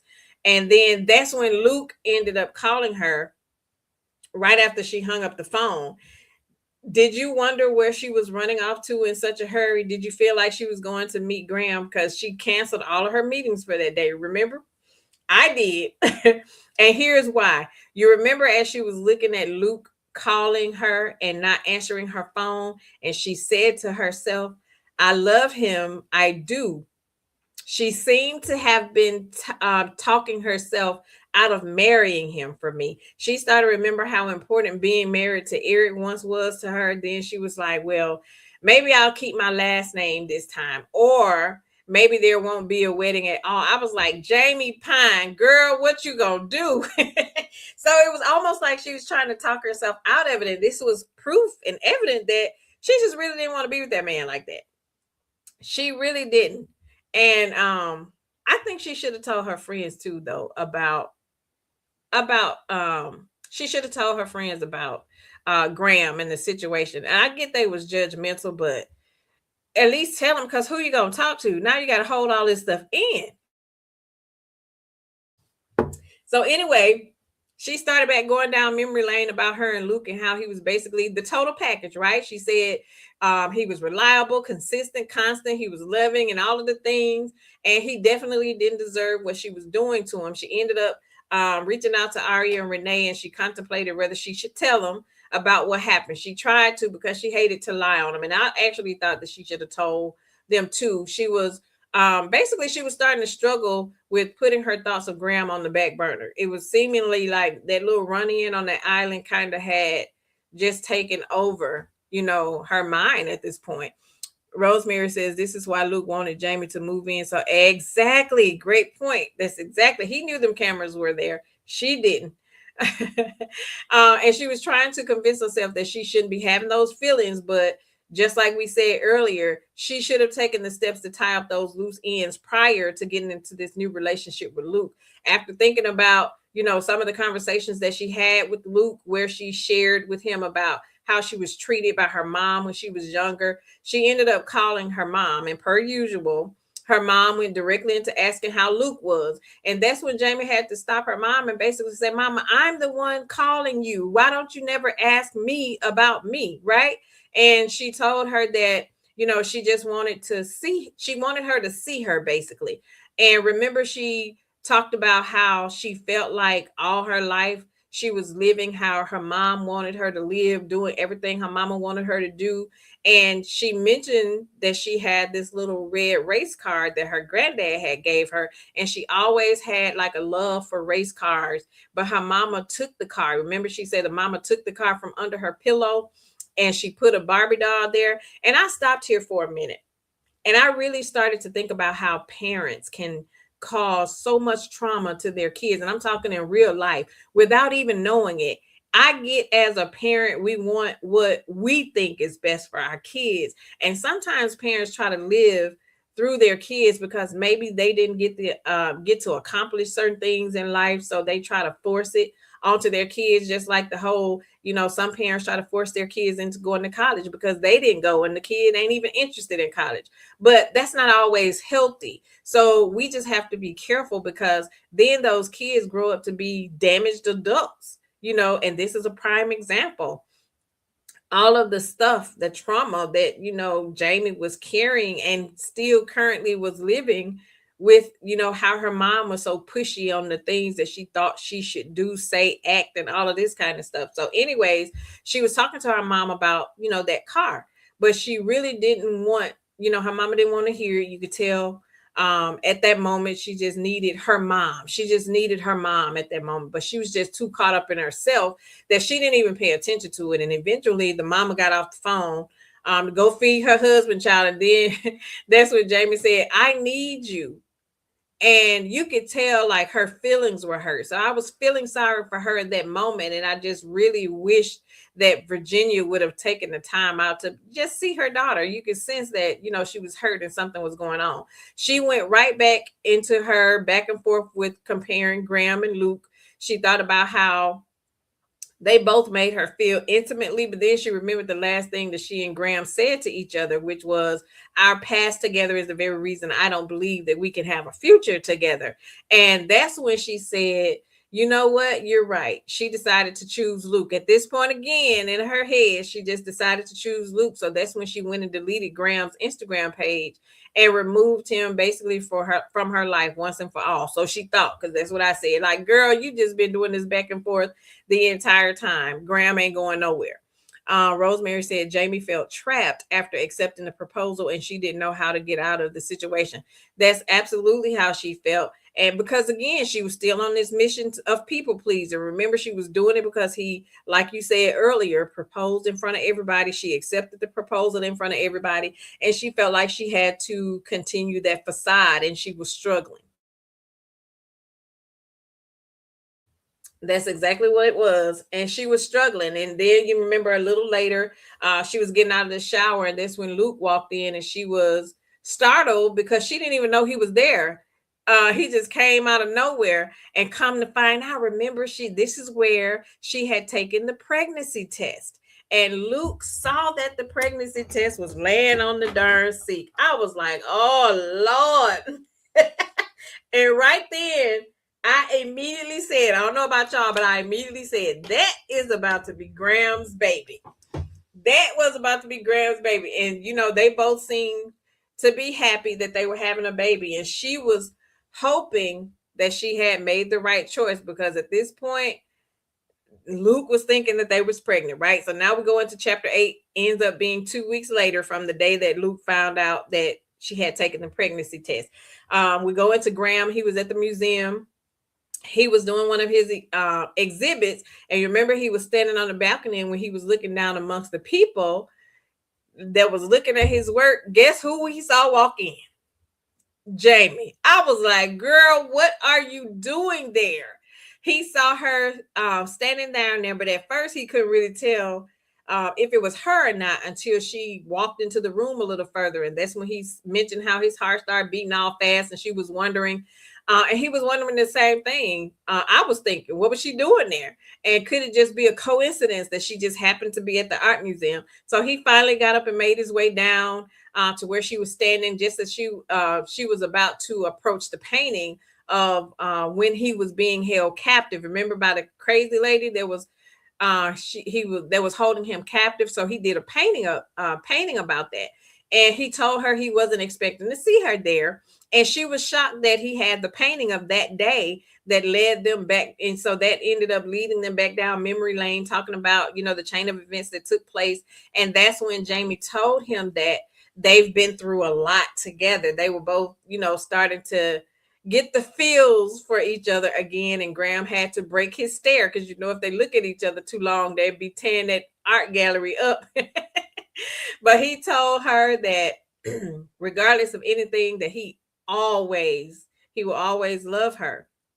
And he saw by looking in her eyes that she felt the same way. And sure enough, Jamie said, you know what, Graham, I will always love you too, and nothing can change that. I was like, girl, you playing with fire. I was like, did you just tell that other man that you was pregnant?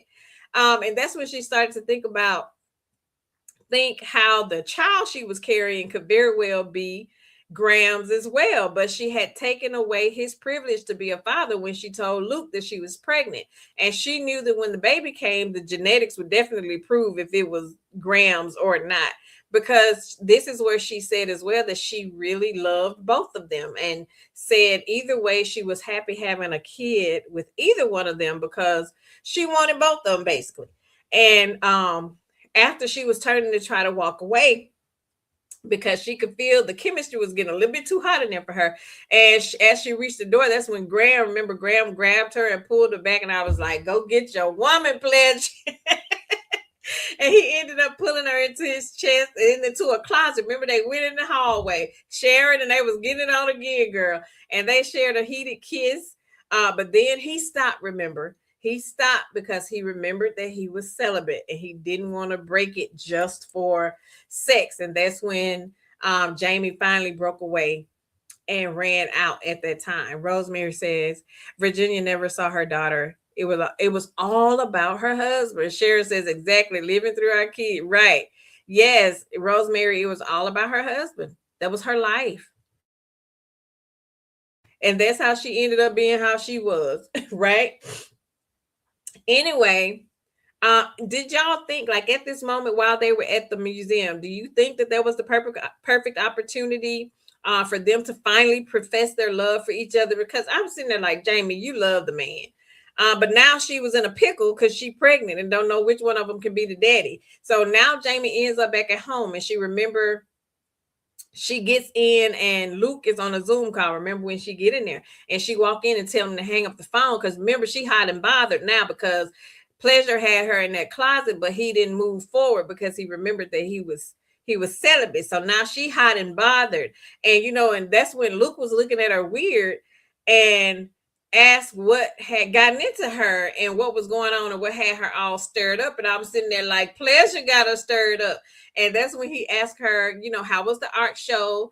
And they got into a heated session, and the whole time he was wondering. You remember he kept saying to himself, like, what is up with her? Because she was going crazy at this point, and he even said himself, he had never seen her like this before. I was like, girl, you just keep on digging a ditch for yourself. And she told him that she needed, that she told him that he could get back to his meeting after they was done. And he finally asked her, he basically asked her, like, does being pregnant make you horny like this or something? So he proceeded to ask her again, like, well, how was the art show? How was the art show?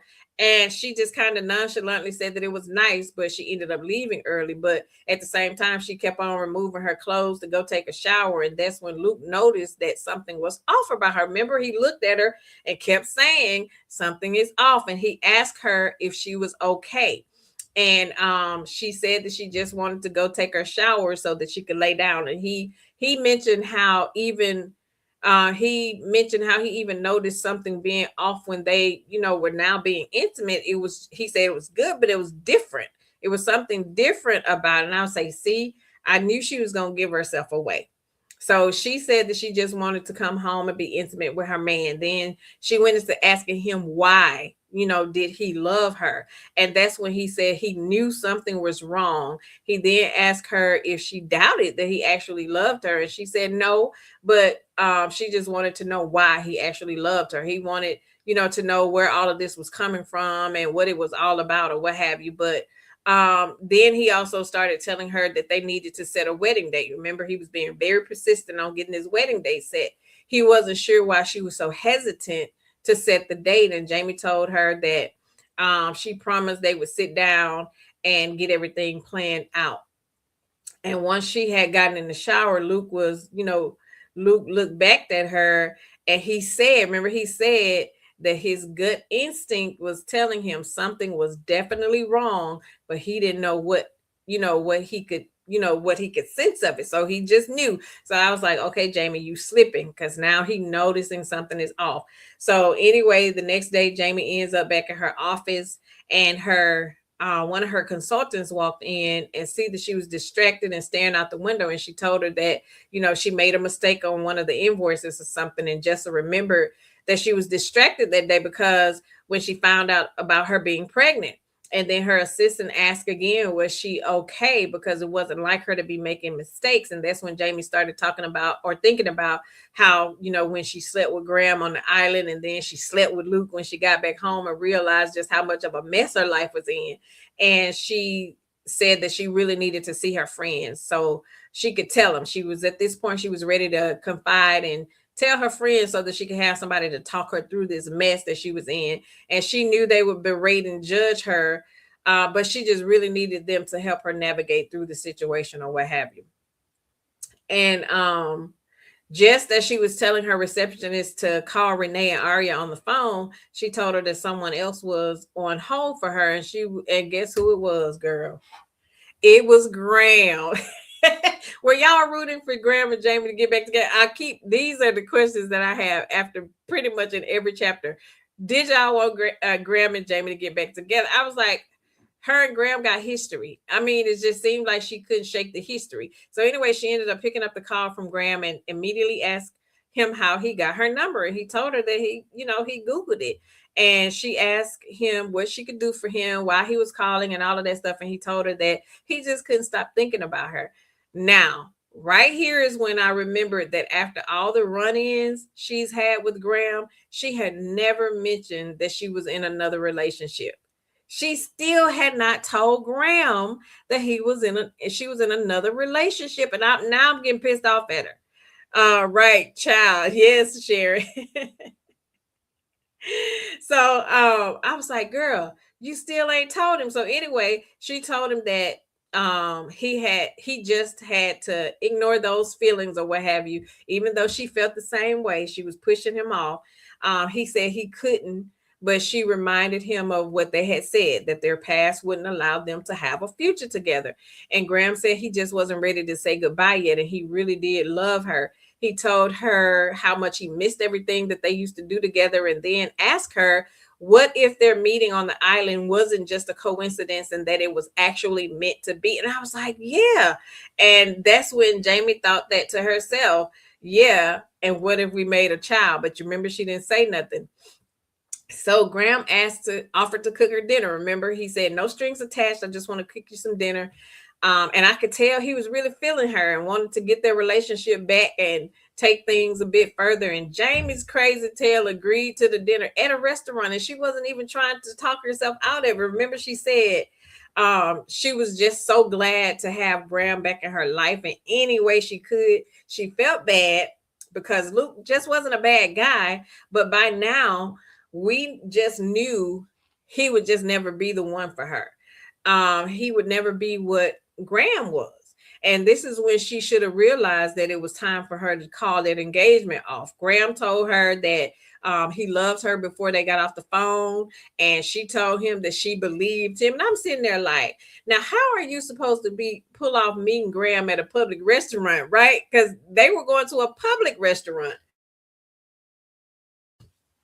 So now we end up in chapter 9. Let me take a sip of me something to drink. My mouth dry, y'all. So now we end up in chapter 9. Chapter 9 start off with the ladies all being at Renee's house, and Jamie is finally ready, y'all. Finally ready to tell the ladies about her dilemma. And she blurts it out. She just blurts out the fact that she was pregnant. And of course, the ladies were happy because they were happy that they thought that Luke was the daddy. And they noticed that she fell silent and asked her, well, what was going on? You just give us this good news about you being pregnant. So what's going on? And she told them she didn't know who the father was. And they wanted to know who was the other person other than Luke. And when she didn't say anything, they knew immediately that it was that darn Pleasure. And they lost it. They were visibly upset, of course, because remember, in their eyes, Pleasure was just a man whore, and Luke was the total package. They wanted to know how and when all of this happened, and she told them it happened while they were in Grenada on that island. And they asked her when she had planned on telling the truth about what was going on, and because Arya reminded her of how things went down when Jezebel, told all their secrets, and Jamie knew eventually that she would have to tell the truth before she started showing. And the crazy thing is, she still had never mentioned to Graham that she was engaged. I was like, girl, you just keep letting this get deeper and deeper. I'm like, the longer you wait, the worse it's gonna be. So then Jamie started having nightmares about being. You remember she had the nightmare about being on the Mari Povich show and talking about the whole paternity of the baby and all that stuff. And she woke up out of her sleep feeling guilty about what was going on in her life. And she started going through her phone and she looked at some of the. Remember, she had some hidden messages from her and Graham. Her and Graham had been um, going talking back and forth to each other, and apparently they had been out quite a few times at this point, and she had even visited him at his home. And so my question I have here is, did you think that Luke was getting suspicious and was having her follow? I was thinking he was having her follow, right? And because when she was telling us, they had been out a few times, I'm like, okay, Luke is having her follow. That's what I thought.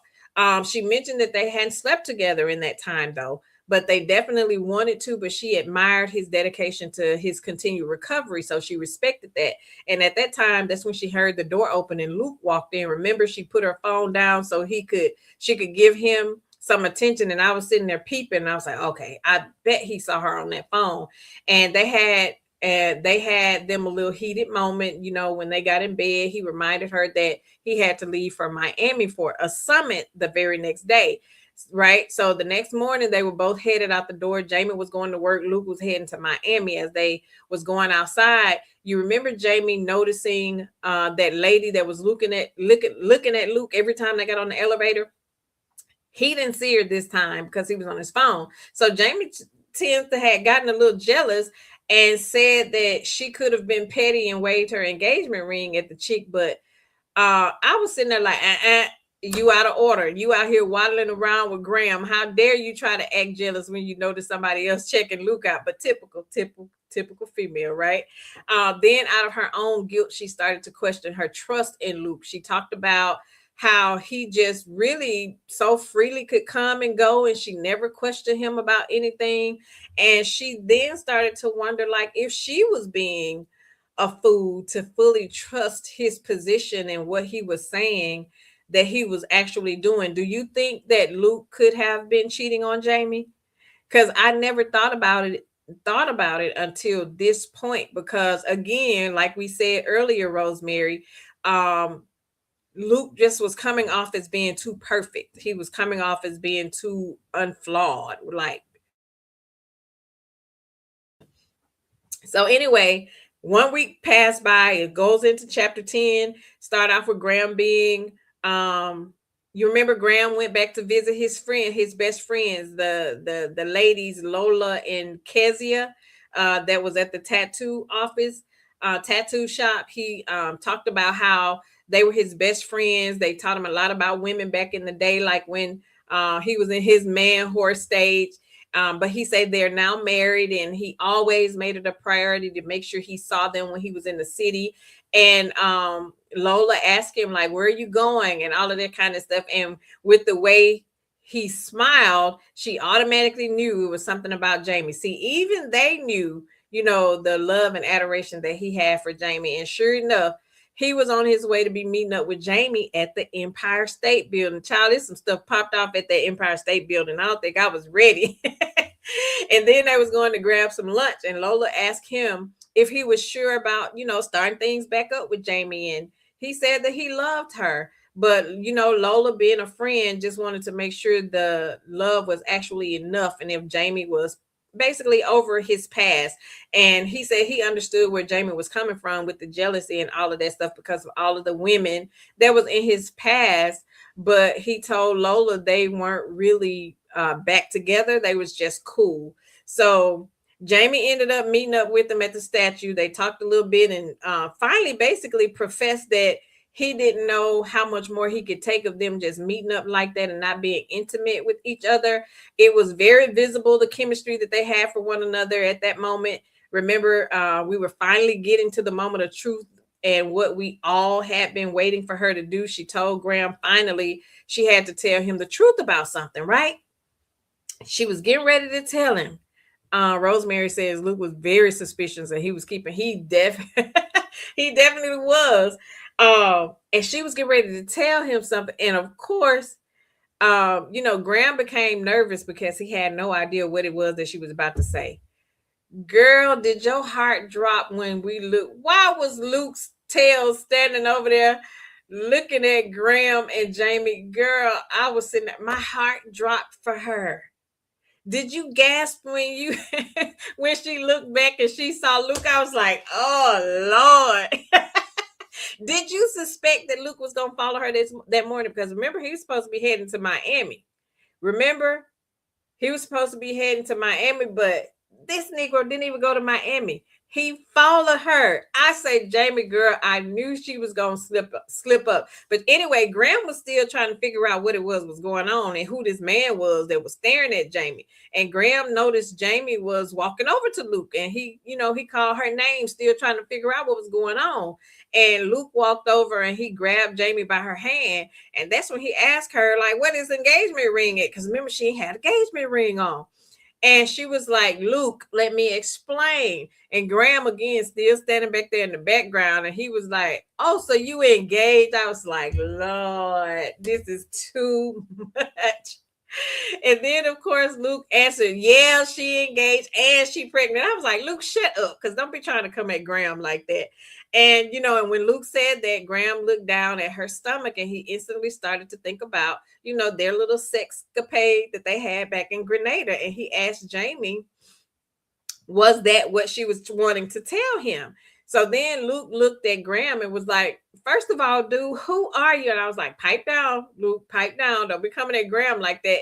And so Graham started getting angry at that point and was like, who the F are you? And I say, great. I was like, Jamie, girl, you better do something. Get in between them or something. So Luke then starts to blurt out that, she's my fiance. And Graham counted, he chuckled a little bit and said, I can't tell. I was like, that's what I'm talking about, Graham, because how she done been with me all of this time. But y'all, I said, this getting good. This is so they ended up, excuse me, they both started, walking toward each other like they was about to put them hands on each other. And that's when Jamie finally yelled for them to stop. And she jumped in between them. And at that point, Graham saw something in her eyes and he started trying to figure out what was really going on. And he had no idea. He said he had no idea that she was engaged. But with her being pregnant, he had finally realized that he actually could be the father. But this is the point that he realized that she had chosen Luke because he's the only one that knew she was pregnant. She hadn't told him yet. So Graham then asked Jamie, so you weren't gonna tell me that this could be my baby? And Jamie immediately started, telling him that she was sorry.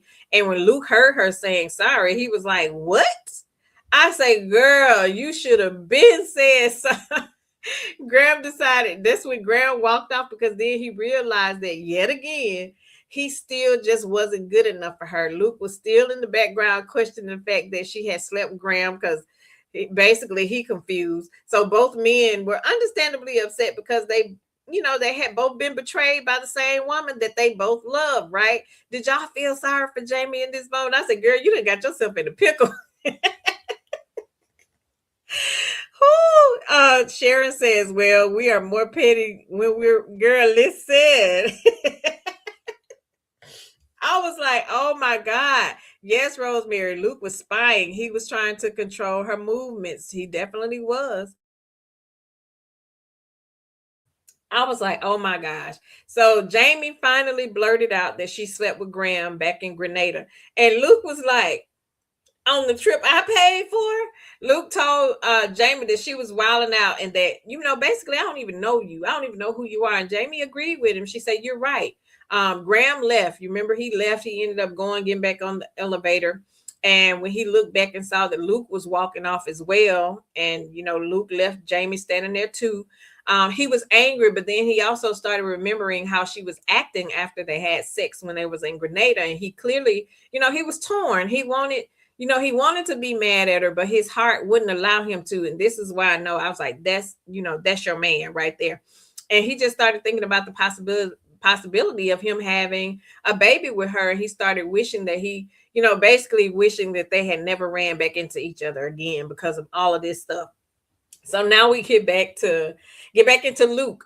And Luke is remembering the words that Jamie had spoken to him earlier that morning. Remember when she said, I love you, Luke, and don't ever believe I don't love you.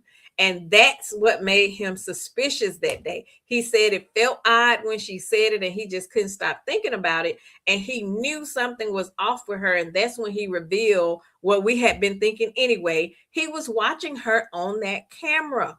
He saw her scrolling through her phone, and he said he saw her smiling and laughing at those messages from Graham. And he heard her telling somebody on the phone that, she would meet them at the Empire State Building at noon. And that's how he was able to track her down. I was sitting there like, girl, she just, see, I know Jamie was wrong and all, but don't be spying on me. Don't be spying. And that's how he was able to track her down. I was sitting there like, don't do that. And he said when he walked out and saw Jamie standing by Graham, he could clearly tell that it was something between the two of them, but he didn't know what was going on. And he basically told Jamie to stay away from him. But she was trying to explain. Luke wanted to know what she was trying to explain. And that's when she told him that Graham was her ex. And Luke was like, and Jamie said, well, we had something. And Luke was like, nah, player, y'all got something. And Jamie told him that he didn't understand. And Luke said, and I no longer give a F about it, right? He said, you took everything we had last year and you basically just pissed on it. And she just apologized again for not handling the situation the right way and not dealing with her feelings. And he asked her then about, her feelings for Graham. And she said she apologized for loving both of them. She basically loved both of them. And he told her that they were done at this point. They were over. He said he needed somebody he could build something with and not somebody that was stabbing him in the back. And he said, find out which one of us is the daddy. And my phone, sorry. He said, find out which one of them was the daddy. And I was like, girl, just shut up at this point. Just take the L and just go on. Just take the L and go on at this point. Luke went on to ask her if Graham was the reason for her never actually setting the wedding date. And she shook her head and she said no, but he could see in her eyes that she was lying. So he finally decided to walk away. I was like, girl, Rosemary says, I feel Luke's ego was greater than his. Oh, yeah, he was hurt. He was hurt. Typical man. Like, you sleep with another man and could possibly be carrying his baby. It was ego for sure. It was definitely his ego. His ego was definitely in the way. So ended up later that night, Jamie ended up checking herself. Remember, she checked herself into a hotel, and she was a whole mess. She was crying, thinking about how she had risked everything, how she had lost everything. And she looked over at the engagement ring she had taken off her finger and had it laying over there by her phone. And she realized that her truth was that she hadn't been ready to marry Luke. And I was like, girl, why didn't you just say that? This is where our lack of communication always gets us in a pickle. Effective communication can spare everybody the heartache in the long run. And apparently she had been trying to call both Luke and Graham, and she was pissed off because neither one of them was answering her phone. And I'm like, girl, how can you be mad? It's your fault that all of y'all are in this situation. And she realized that, there was no right to her actions. She knew it, but she just loved both of them. Do you all think that it's possible to love two people at the same time? Because she basically was saying, I think she had love for Luke, but she was in love with Graham. No doubt about it. What did you think? I think she was in love with Graham for sure. Um, she knew she knew they both fed a different desire in her, but she knew it wasn't possible, to have both of them. It's the real world, girl. Wake up now. And now she didn't have neither one of them. So at this point, she had told herself that, it was just all about herself and her baby at this point. And she vowed that everything would be about her and the baby, and that she was at peace with that. So she was kind of making peace with, not being at neither one of them. So then we go into chapter 11. We start with Jamie now being in the process of she packing up and she's leaving Luke's condo. Remember, she mentioned that her realtor had a space for her, but it wouldn't be ready for another 2 weeks. So she had a choice of either staying at a hotel suite and paying over like 6 grand, I think it was, until the 2 weeks was up. She could either go stay with Renee or she could go back home with her mama. So she said that she chose to go back home and stay with her parents because she didn't want to hear Renee's mouth about the whole Graham situation. Sharon says, yes, I felt for her because she was truly in love with Graham. She was definitely in love. He had her all messed up. um, she said her mom, of course, wanted her to call and fix stuff with Luke in the situation because she didn't want Jamie to have to raise the baby by herself. But Virginia Pine didn't know the whole story about what had actually went down. Anyway, she told her mama that she would, talk to her later. She was going to Luke's house to get her stuff. And just as she was getting ready to walk in, that's when she got a call from Luke again. I was wondering if he was tracking her because remember those instances was just too, they was just too close. Either she walking in and he'll call or he'll text or all of this kind of stuff. And I was sitting there like, okay, it's too much going on. It's just too much going on all at the same time. So anyway, so she was walking into the house to get the stuff. Where did I go? I lose my place. She was getting ready to walk in and remember. Okay, so that's when he went off on her and was telling her, "Didn't I tell you to stay the f away from here, away from my stuff?" And she told him basically, "I'm just here to get my stuff." At this point, she was just bouncing back into the reality of what was going on. She said that she knew what went down was a mess, but she welcomed, the space so that she could actually have time to focus and think about, focus on carrying her baby. So the movers ended up coming in and helping her pack her stuff. And Luke made, what did he say? Luke made sure he called back and told her to leave his key and to leave that ring. And I was sitting there like, girl, leave that key in that ring. He being petty, but I could understand where he was coming from. So before she left out, she did tell him that he didn't deserve the way that she had hurt him and stuff like that, and that she really was sorry for doing that. She made sure that she doubled back to grab her paint off that wall too, though, because you're not about to keep my paint. And after she made sure that she had everything, she ended up leaving.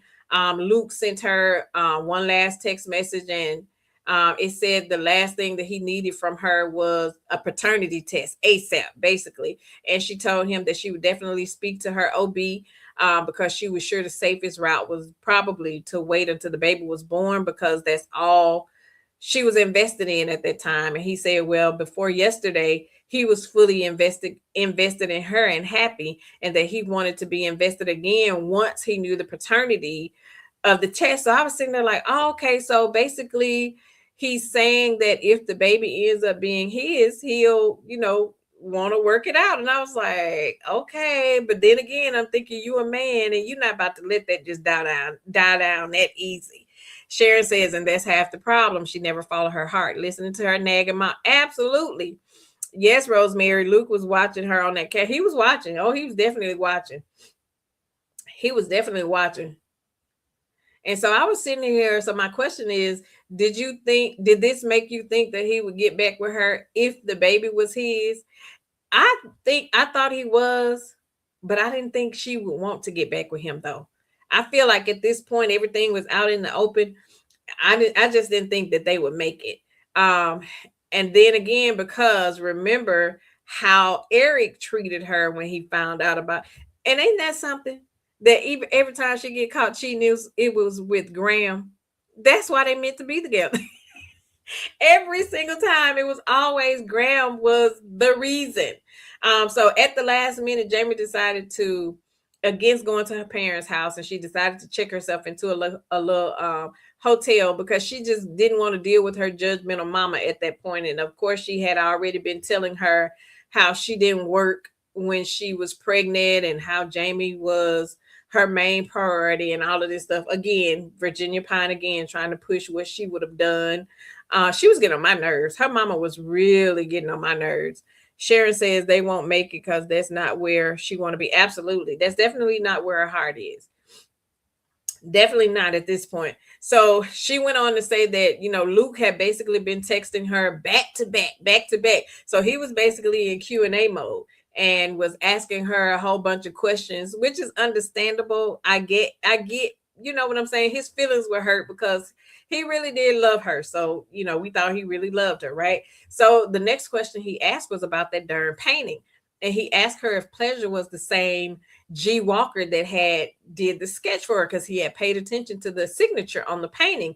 And she was about and she almost lost it because she was not ready to answer those questions. And I was like, oh, he's about to feel like a whole fool because he had that darn paint hanging over the bed. And again, it was his fault because she didn't tell you to do that.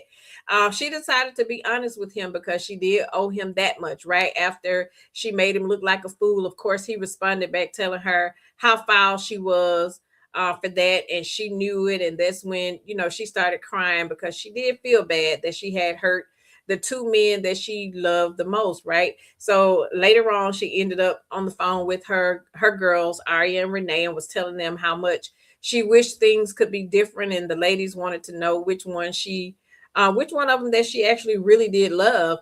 And she said that she loved both of them. And the ladies both told her that wasn't true. It wasn't possible to love both men at the same time.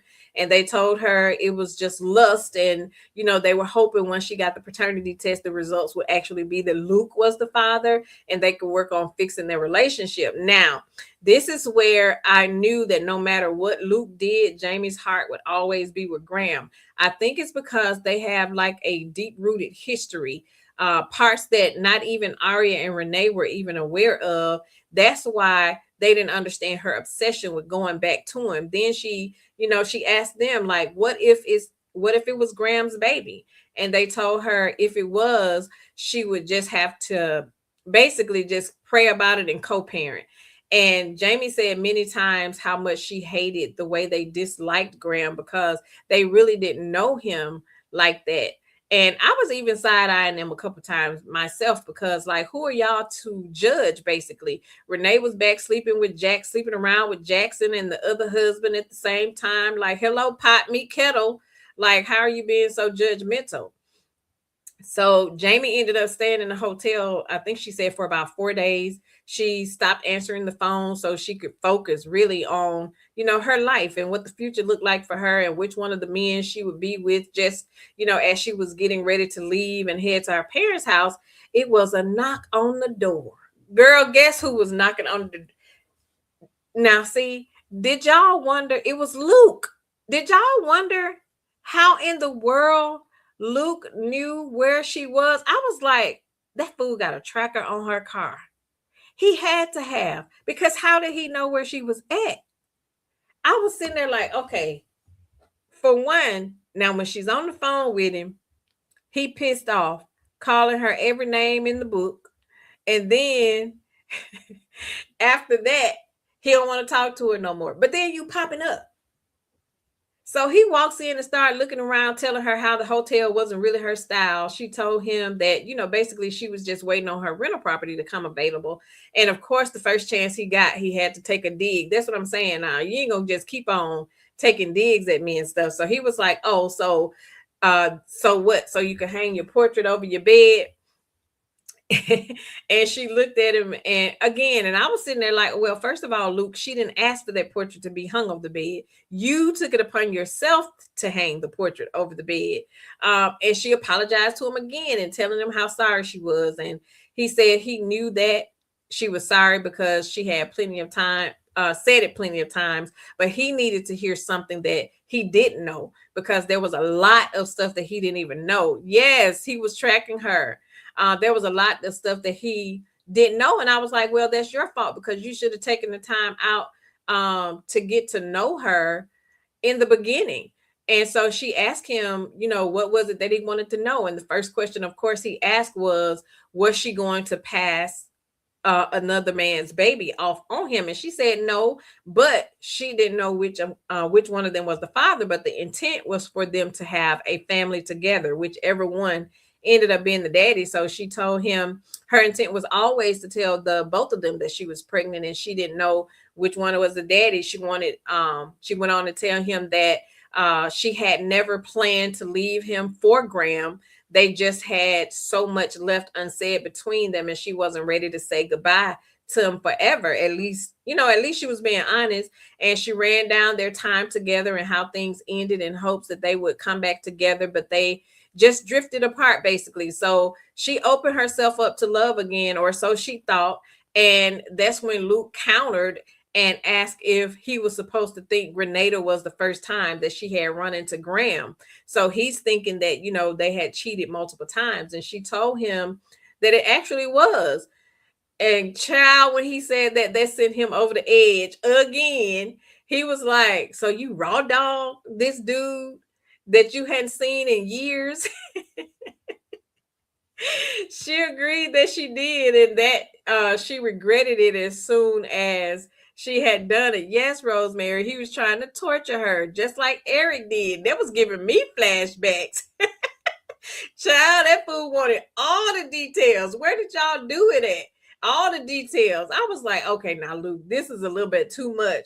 And Jamie also knew that he wasn't ready for all of those details either, because she remembered again having to go through that same thing with Eric's crazy tale. And I'll be darned if it was pleasure back then too. I was like, girl, just going on over there and be with pleasure, because that's who you keep ending up with anyways.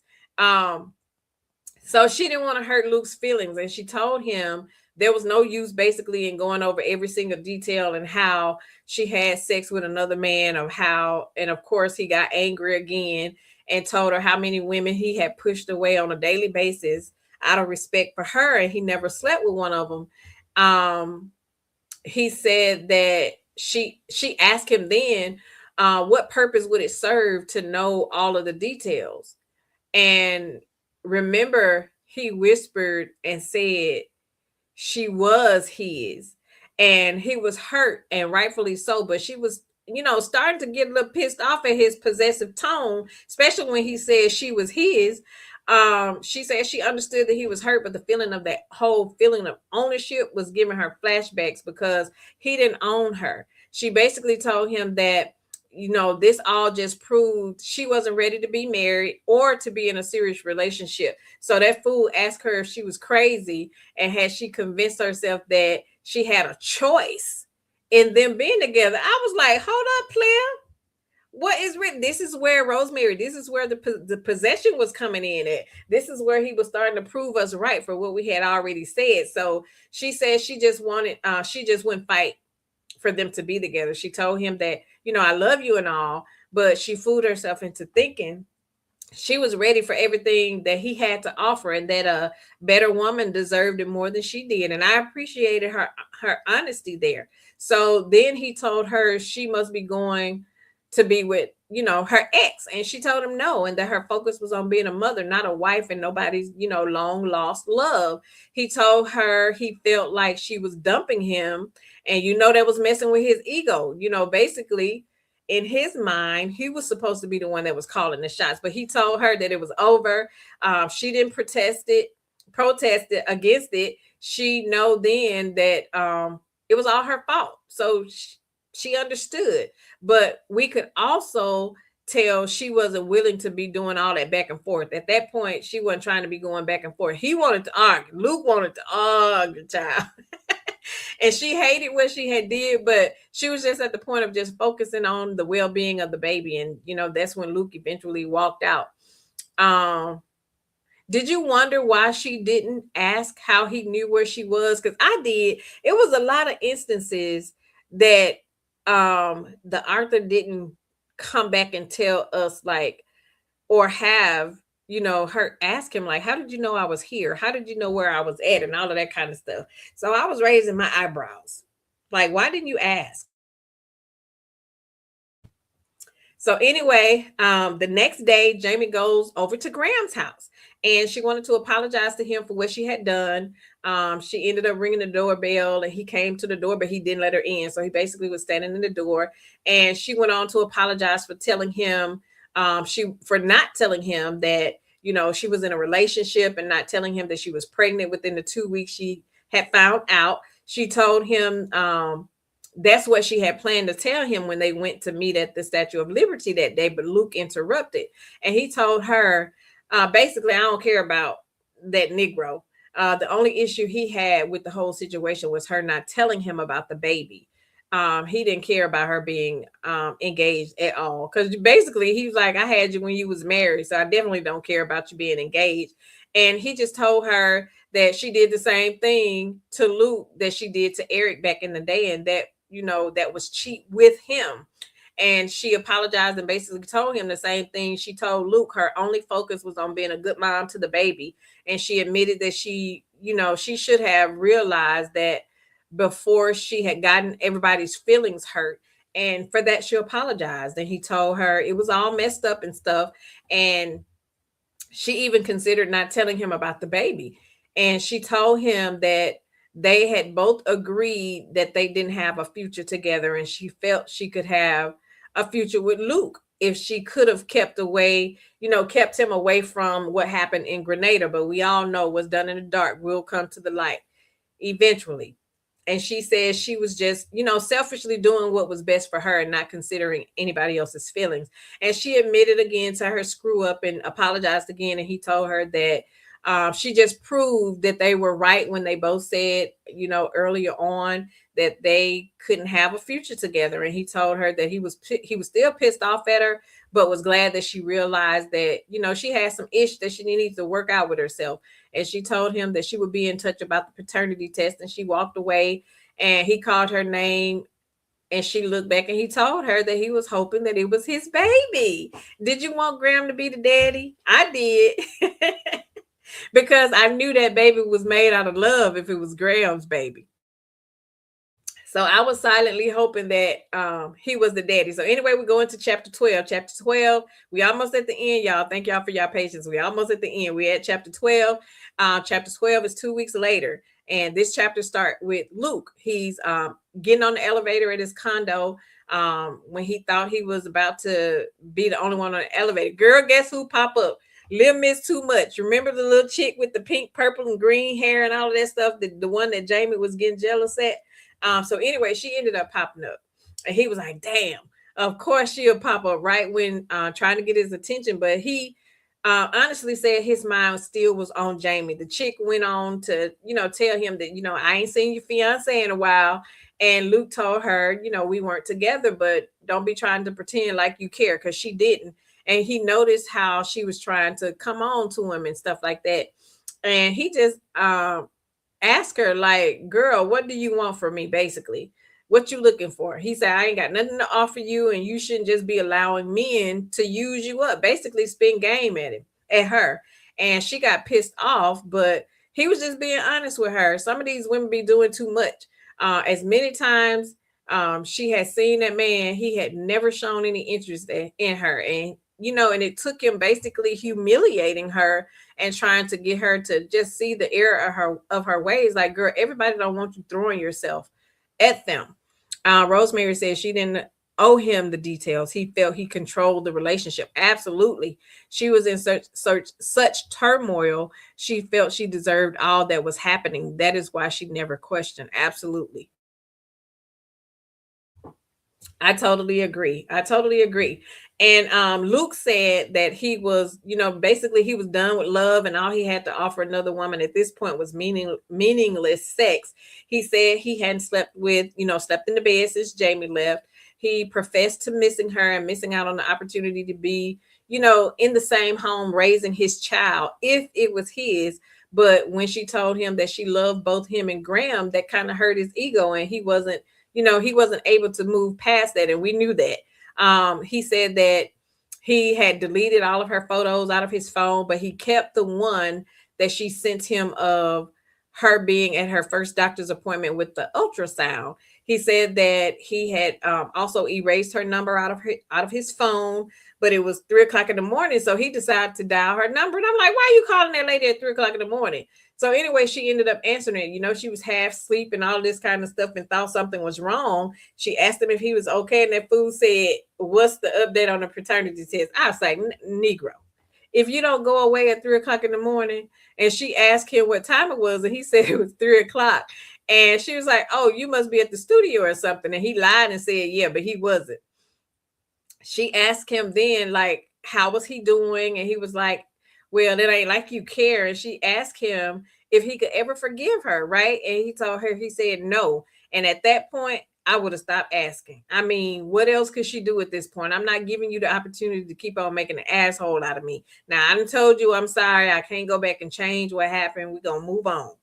And she told him her next appointment was in 2 weeks, and she would speak with her doctor about the whole blood test thing. And he wanted to know if all three of them would be there. And she said eventually.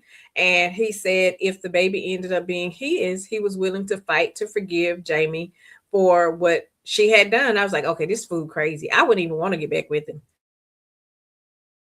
I was like, he crazy. So anyway, now we get on. Now we get on, and Jamie is back at her parents' house, about to go crazy. She had to contact her realtor again to see how much more longer the property would be before it was ready. And luckily, when she got to the house, remember her mom wasn't there, so she was able to sit down and have some dinner. She was talking to the ladies on the phone, and they were getting ready to go to the annual Halloween party at Richmond Hills. And Renee said that Renee told her that Sanders was there. Remember the little island boy, Sanders? He had surprised Renee and popped up on her. And Jamie said she was tired. She was getting ready to go to bed. So remember when Jamie was heading to the room to go to bed, she noticed that her dad was in the office and the door closed. Remember when she got in the house, the maid was on the way out, and the maid had told her, your dad is here, but your mom is gone. He's in his office, but he don't want to be disturbed. Did that raise your eyes? I was sitting there like, that daddy is always shut up in that office. So anyway, we get into deep diving about what was really going on with that daddy and the mama, and how come he was shut up in that office. So anyway, when she was getting ready to head to the room, she noticed that the door was closed. So she said she was just gonna pop in and she was gonna speak real quick, right? And so we thought. And before she could even get in the door, she heard him on the phone with some lady talking about how much she missed him, and had her on speakerphone at that, talking about how she missed him, and him telling her that they would see each other the next day. And Jamie was like, who in the hell is this lady? The lady was calling him Frankie. And he was calling her Nance. So they had little nicknames for everything. So they was very familiar with each other. And I was like, his tail been sitting around cheating the whole time. And I can bet my bottom dollar that Virginia been knowing about it, because she continued to stick beside him, which why she kept pushing, Jamie to do the same thing. So I was like, so the lady was telling her daddy, like, if it wasn't for you supposing to be golfing on Wednesdays, we would never see each other. And I said, well, I'll be damned. You out here saying you golfing, but over there knocking boots with old Nance. Girl, I was so tickled. And he told her that she knew since he was retired, because he was retired now, it was hard for him to get away as much because he couldn't be lying about having to go so wild time. They have to say it had been 15 years they've been sneaking. And Jamie was like, what? Girl, I was just as shocked as Jamie. I was holding my imaginary pearls. I was like, 15 years. And she finally closed the door. And what hurt and what she heard, like, actually hurt her feelings. And she said everything that she ever felt or thought about her daddy had basically died, and she was in tears. And could you only imagine walking in on your dad, the Honorable Judge Franklin Pine, and hearing him say that, as crazy as she knew her mama was about the well-being of this man, and how her mama had been over backwards to always take care of this man. And remember, just as Jamie was standing there crying, getting ready to walk away, that's when her mama walked through the front door and noticed that Jamie was over there by the door, and she was asking her what was wrong.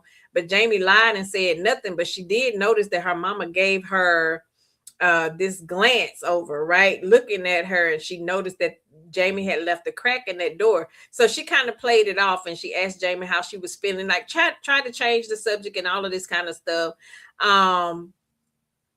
And she asked her if she was okay, and she refused to tell her what she had witnessed. She thought about, all the years her mom had given to her dad, and how all her life she made sure that his happiness was her main goal, and he had been, basically her entire life. And Jamie started to feel sad for her. Did y'all feel sorry for Virginia? Did you think that she knew her what her husband had been doing? Rosemary says he was trying to punish. I would have hung up. He was trying to control the press. Absolutely. He was very controlling. He was trying to control the entire situation and how it played out and everything. He would still have taken her if that baby came out to be his, and she would have been miserable, just like Eric did. So anyway, her mother ended up walking her up to the room and started talking to her about when she was pregnant with her. And, this is when I was feeling like Virginia knew what Jamie had overheard. Virginia mentioned to Jamie that all she thought about was giving her a better life than what she had. And then I was starting to wonder, like, what did she mean by that? And I was right. That heifer knew. She knew that man was having an affair. Remember, Jamie had to run in the bathroom because she was having a hard time not telling her mama what she had heard. And Jamie was saying, "Why, Daddy, why?" And her mama heard her say that. And then, Virginia answered her, and she said, "Because he's a flawed man." And I say, "Well, I'll be darned. You already knew." And she told Jamie that she knew about Nance. She was his court clerk, and now he pretends to be so in love with golfing so he can go see his little slut. And I was flabbergasted. And Jamie asked her if her daddy knew that she knew about the affair. And she said no. She told her that she went to his job one day and she noticed how Nance was being overly nice to her, and that it was just something off with her demeanor, and that made her suspicious. Because child, we be peeping game. We be paying attention to, well, some of us do. Some of us be paying attention to those red flags. Some of us see them, but we just overlook them like she did.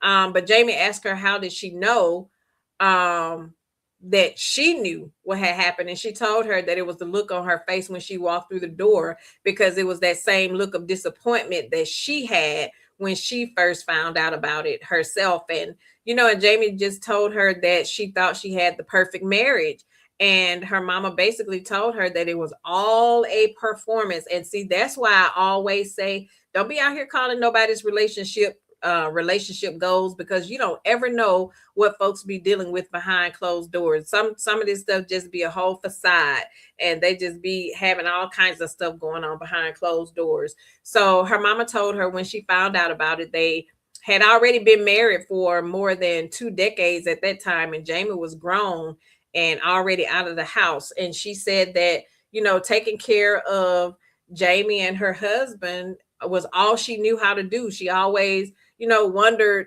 what did she do wrong? What did she miss? How could she fix it? And all of that stuff. And I don't know why, we always do that to ourselves as women. When these Negroes be out here cheating, we always look at ourselves and think we did something wrong, right? Virginia finally confessed all the pain his cheating had caused her and all the regrets she had for staying. But in true Virginia form, she quickly dried up in tears and put back on that facade like everything was fine and dandy. And I was actually glad to see her and Jamie finally having some mother-daughter time and having a real conversation outside of her always telling her what she was doing wrong, right? And see how these generational traumas that we talked about earlier just follow us when we don't break that curse. The fact that Virginia chose to stay in that marriage to keep the lifestyle he was able to provide for her is sad. And Jamie remembered how that very same trait showed up in her marriage to Eric. She allowed that man to demean her in some of the worst ways just to put on a facade when she was out in public.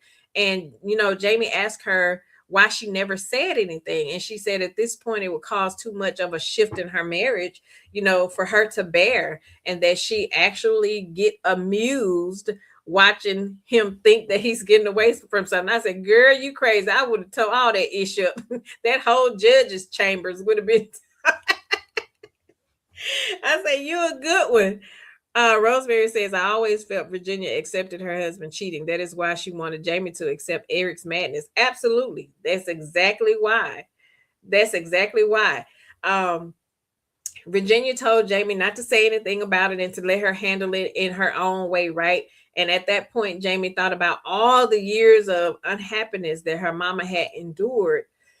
Excuse me. And she vowed that that just wouldn't be her life. She said she would not sacrifice her happiness to make anybody else happy ever again. And she did wish that she had of just been truthful with Luke, Graham, and herself. And she was honestly wishing for Graham to fight for them to be together. I knew that's where her heart was. That's where it's always been. So from there we move on to Graham. Move on to Graham. He was in his in the hotel room having a dream about Jamie, remember, and all of a sudden his phone started ringing and woke him up. He looked at the phone and it was Jamie.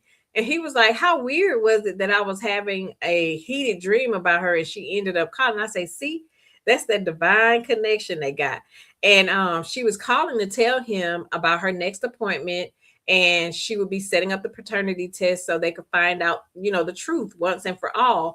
And he told her he was out of the country. He was back in Ghana at that time, but he should be back by that time. And she asked him, how was he doing?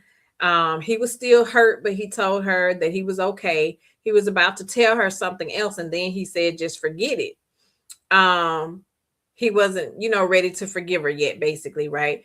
And they could both sense that they just wanted to say something to each other, but they just let it go and said their goodbyes or what have you. And I was like, I'm rooting for y'all. I want y'all to be together. But anyway, we go into chapter 13, which is 1 month later, right? This was the day. We're almost at the end. We just got 2 more to go, y'all.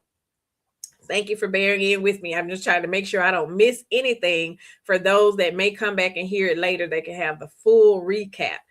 So now we're 1 month later into chapter 13. This was the day of the paternity test. The day is finally here, y'all. They all were separately scheduled to show up to give their samples, right? So they wouldn't bump into each other, which was understandable. Jamie was hurrying in the building. It was cold that day, remember? And she wasn't looking up. She was just trying to fight the wind and get into the building. And she remembered somebody holding the door open for her as she walked in, and she didn't look up. She just said thank you. And when he said you're welcome, she recognized the voice. Girl, it was Graham. I say, look at y'all. I am really rooting for them. She looked at him and was like, I'm still in love with this man. And she told him that she had requested for their times to be different for all of them so that they could avoid bumping into each other. And he said that, well, he had to reschedule his a couple of times because he was leaving to fly back to Ghana.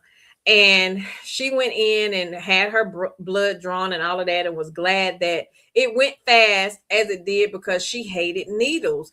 And when she came back in the waiting room, remember, she was putting her coat on, and Graham was there. And I was sitting there, girl, did y'all think that I had a whole gut feeling that Luke was going to walk in at the same time? I said, oh, Lord, they're about to tear up this waiting room.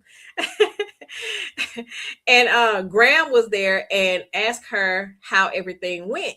And he said he knew how she hated needles. And see how they just always know how to read each other. That's why I knew they belonged together. And she told him she was surprised that he actually cared, given what she had done. And he told her that he was realizing that it wasn't much she could do to him to make him not care completely about her. And she broke down and started crying, but told him it was her hormones and the pregnancy and all of that stuff. And Graham told her that he understood and that he had a feeling the baby would be a boy. And he told her that he wanted to make plans.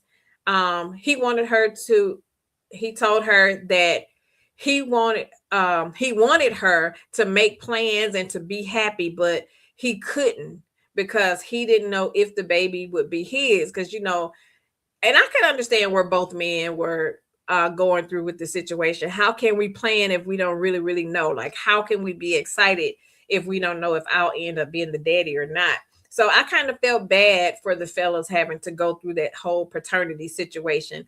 Graham ended up walking her to her car, and he told her that it really would be a wild story to have to tell their baby about how they had drifted apart all those years and reconnected for one night, and they ended up getting pregnant.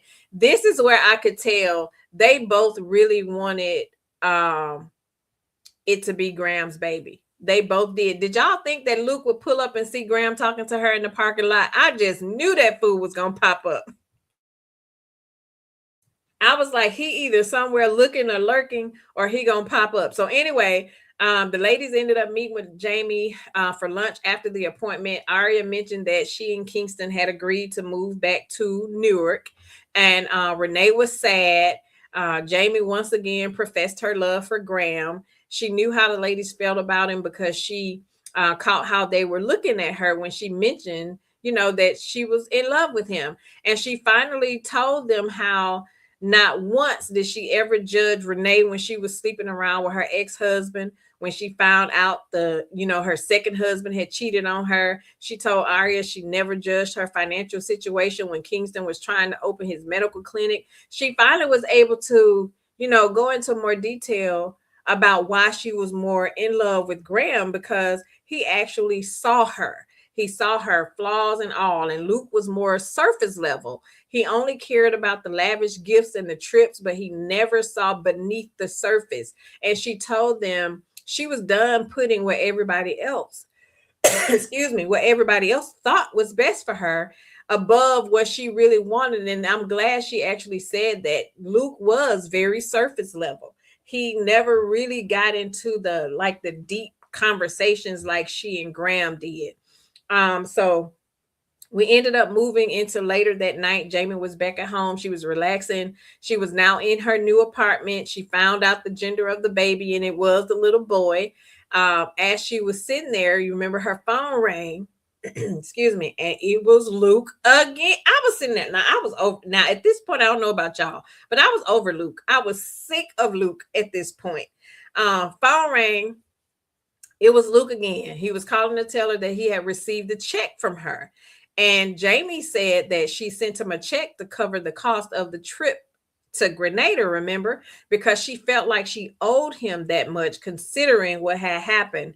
I don't agree with what Jamie did, in Grenada, because she was with Luke, but I did agree with her paying him back, because he wouldn't be able to keep saying you did this on the trip I paid for. Because remember, he did say that a couple times. So in that instance, I was glad she actually did pay him back. And then he blurted out that she really owed him more than just that. And she was like, well, name your price then, because I'm with her. Like, name your price, because I'm sick of you. And he said he wasn't speaking in the terms of money. He said her sending that check was basically a slap in the face to him. And she told him that, that's not how it was meant. She just felt like she owed him that. They talked about when the paternity test would be back, and Luke asked her, well, what happens next? And she said when the test comes back, she'll try to fix the mess that she made and work on co-parenting with whoever the father was. And he said he wouldn't want to co-parent, but she wanted to make sure he wouldn't try to fight her for custody. And this made me think he still really wanted to be with Jamie. I did feel sorry for him, but I was just sitting there like, you still can't, a baby can't, force us to be together. And he told her that if the baby was his, then they should just get back together and raise the baby under the same roof, because he didn't want to feel like a visitor in his child's life. And I understood that. And she asked him, well, what if the baby wasn't his? And he said they would then keep going their separate ways pretty much. So Jamie wanted to know, so you want us to stay together for the sake of the baby and nothing else? And he was like, so what you saying? You want me to raise another man's child? And she said, no, I don't want you to raise another man's child. But she wasn't getting married and pretending to be happy for the sake of a child either. She had to remind him that it had been 6 weeks since the whole situation happened, and still every opportunity he got, he was throwing jabs at her. And he said he could forgive, but he wouldn't forget. That was the key right there, that was telling us that he would always bring it up. Do you think Luke would have been able to get past Jamie cheating? Do you think? I think his ego was hurt, and he wouldn't stop until he felt like he had gotten his lick back. Remember, just like Eric was doing. I don't think he could have got past it. I don't think so. So anyway, they went back and forth with him trying to prove to her that, it was different for a man, right? When his woman cheats, and Jamie said, no, it's the same difference because hurt doesn't see a gender. Hurt is hurt. Do you all think that a betrayal like that differs versus men and women? Because we've heard men, it's almost like a man can cheat all day long, but then when it's given back to them for whatever reason, it feels like it's the end of the world. Because how dare you do me the way I did you? It's almost like they can't take it. And I think it's just really like an ego trip for them. But just like Jamie said, cheating is cheating, regardless of where it came from, it hurts the same.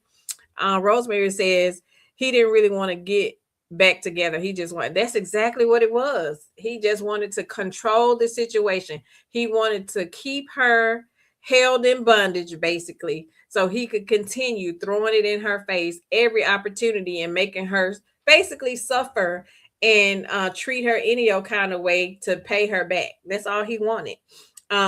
Excuse me. So Luke told her that basically he hadn't slept in the bed since she left.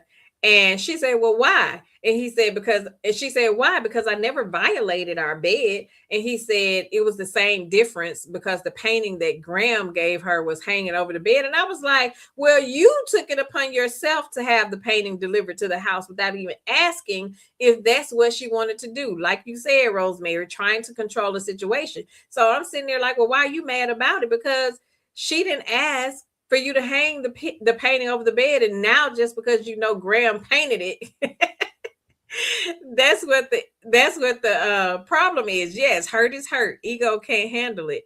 That's exactly what it was. Um, so let me see. Did I lose my spot? So once they were done with their back and forth, his doorbell ended up ringing. Remember, they was on the phone and Jamie heard his doorbell ring, and Jamie told him that, oh, it's probably Miss Too Much, because you remember they was calling her Little Miss Too Much, the little lady. And Luke said maybe, and he ended up hanging up the phone. I said, your little petty tail.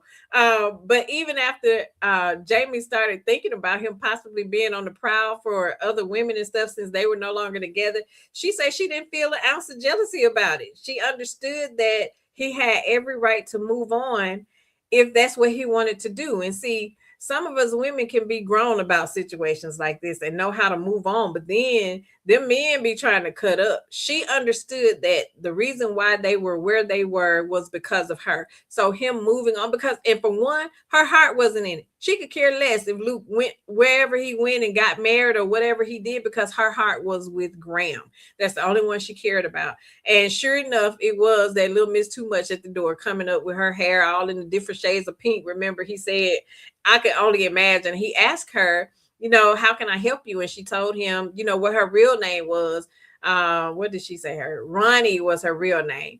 And she came to give him the opportunity to apologize for what he said to her on the elevator. And I said, see, them little thirst buckets just don't know how to stop throwing themselves on these men. This girl had been coming for him even when him and Jamie were together. And some of the men just really didn't, some of the men just don't know how to resist temptation.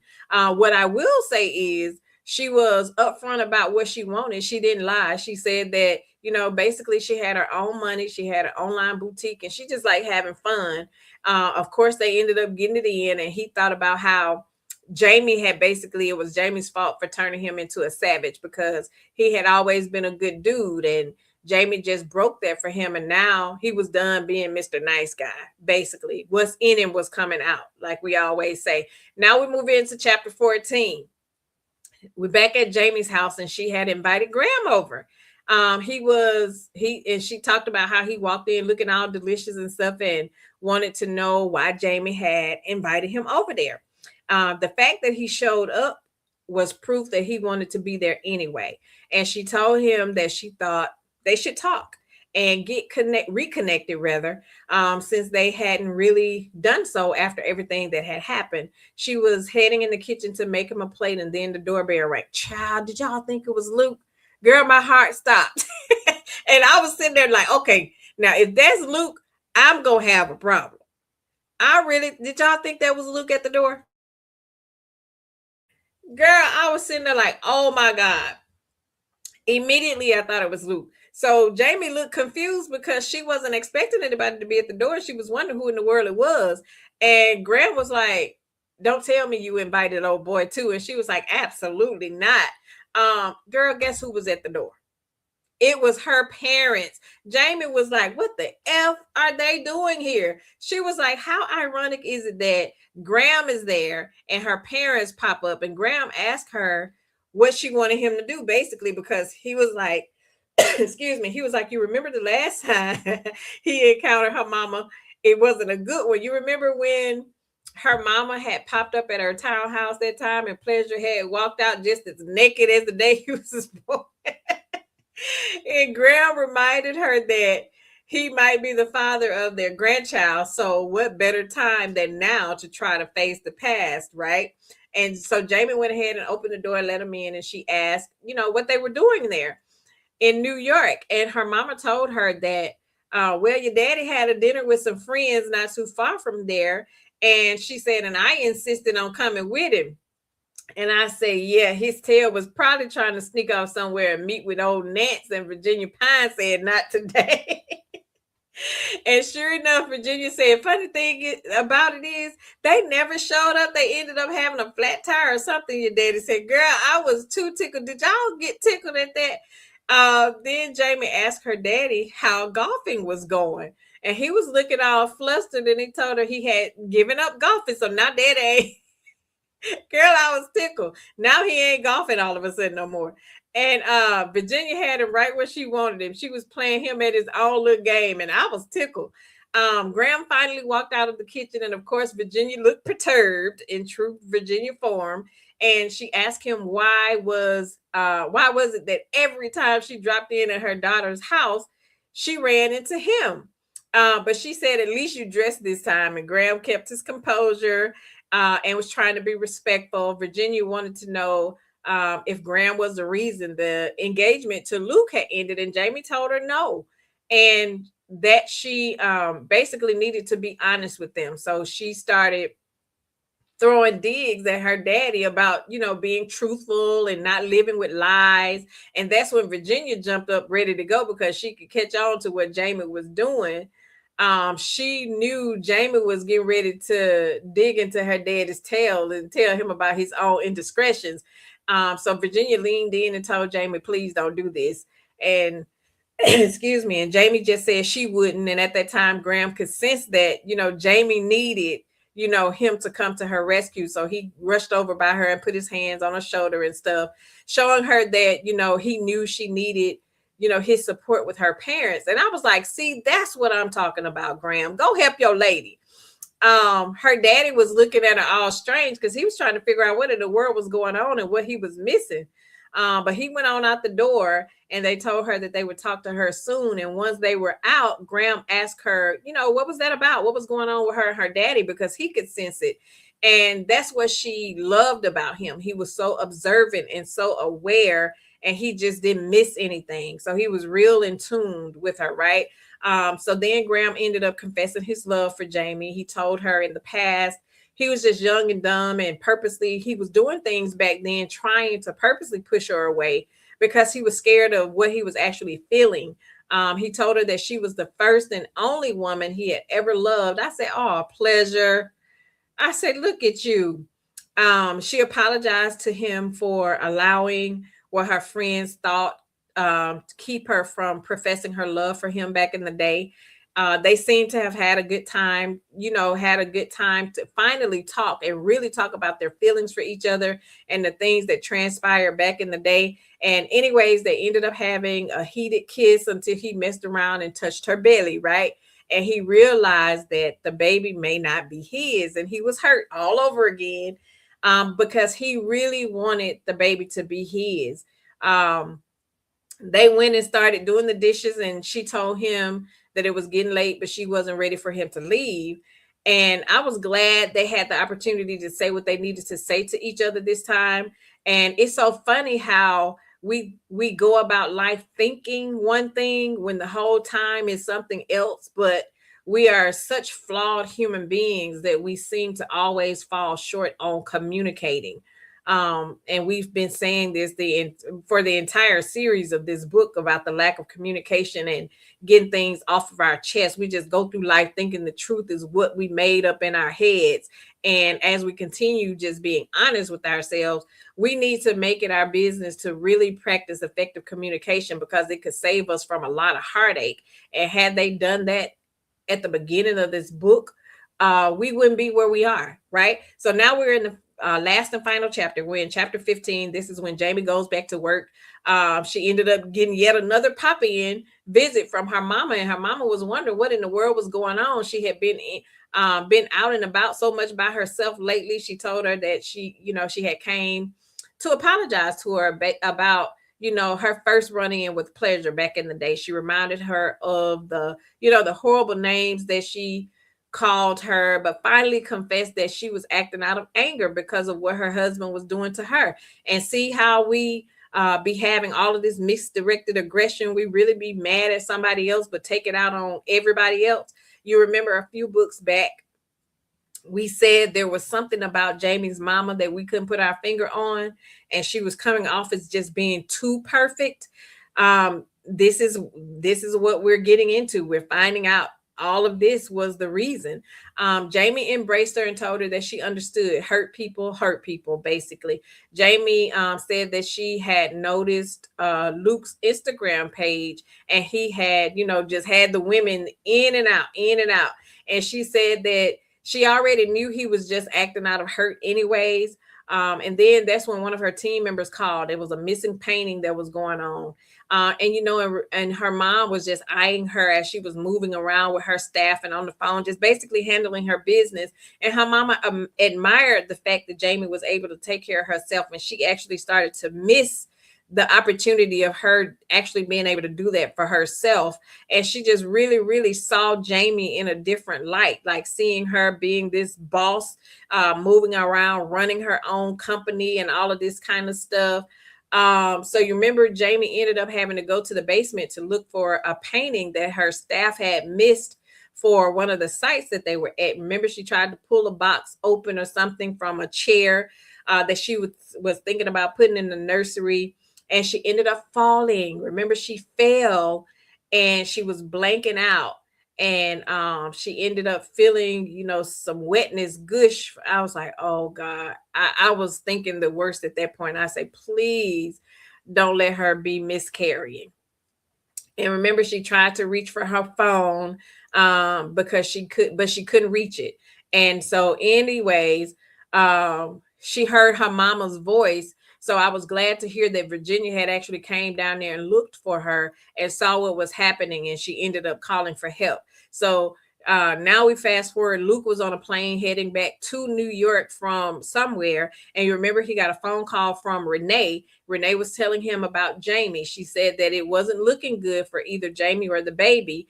He asked, what hospital they were at. And she also told him that considering the situation about the paternity, that they also, felt like they should have called Graham as well. So they was giving him a heads up. And, of course, Luke didn't like that. He said that he didn't want to be sitting in no hospital with the man she cheated on him with. And, and that's when Aria popped in, and she was like, look, you know where we at. You can either come or not. And I was with Aria at that point. Like, look, we're going through a life or death situation here. Graham, of course, was back at home working on his painting. And he, since he left Jamie's house earlier that morning, he mentioned having an uneasy feeling. But he kind of brushed it off. And, he mentioned it hit him again, and he thought that it was just anxiety.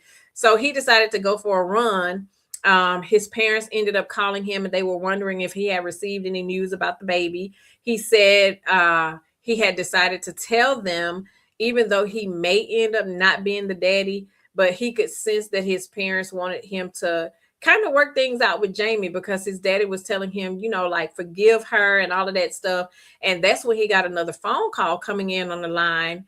And when he answered it, it was Aria calling him, and he immediately asked what was wrong, because she had never called his phone. And that's when they told him that Jamie had fallen when she was at work and she was in surgery. And he said he was on his way, no questions asked. Aria told him like she told Luke, you know the situation, so we had to tell Luke. Graham said, I don't give two F's about none of that. I'm on my way. I said, now that's what I'm talking about, Graham. So Graham ended up making it to the hospital, and when he got there, everybody from her parents to Renee, Aria, Kingston, they were all there sitting in the waiting room, all had been crying and worried, of course. And later on, he saw that his parents also came to the hospital. I was like, I said, that was so nice of them to actually come. They knew Graham loved Jamie, and they knew he was hoping that that baby was his. So I was glad to see that they all came. I was like, look, a whole little family reunion in the waiting room under the circumstances, though. So the doctor ended up finally coming in with the news that the surgery was over and that the fall had caused some head trauma and an eruption to the placenta. And with the severe amounts of blood that she had lost, it caused her to miscarry. Did y'all feel bad when they gave that news? I feel so sad for her and Graham because I really wanted them to have this baby.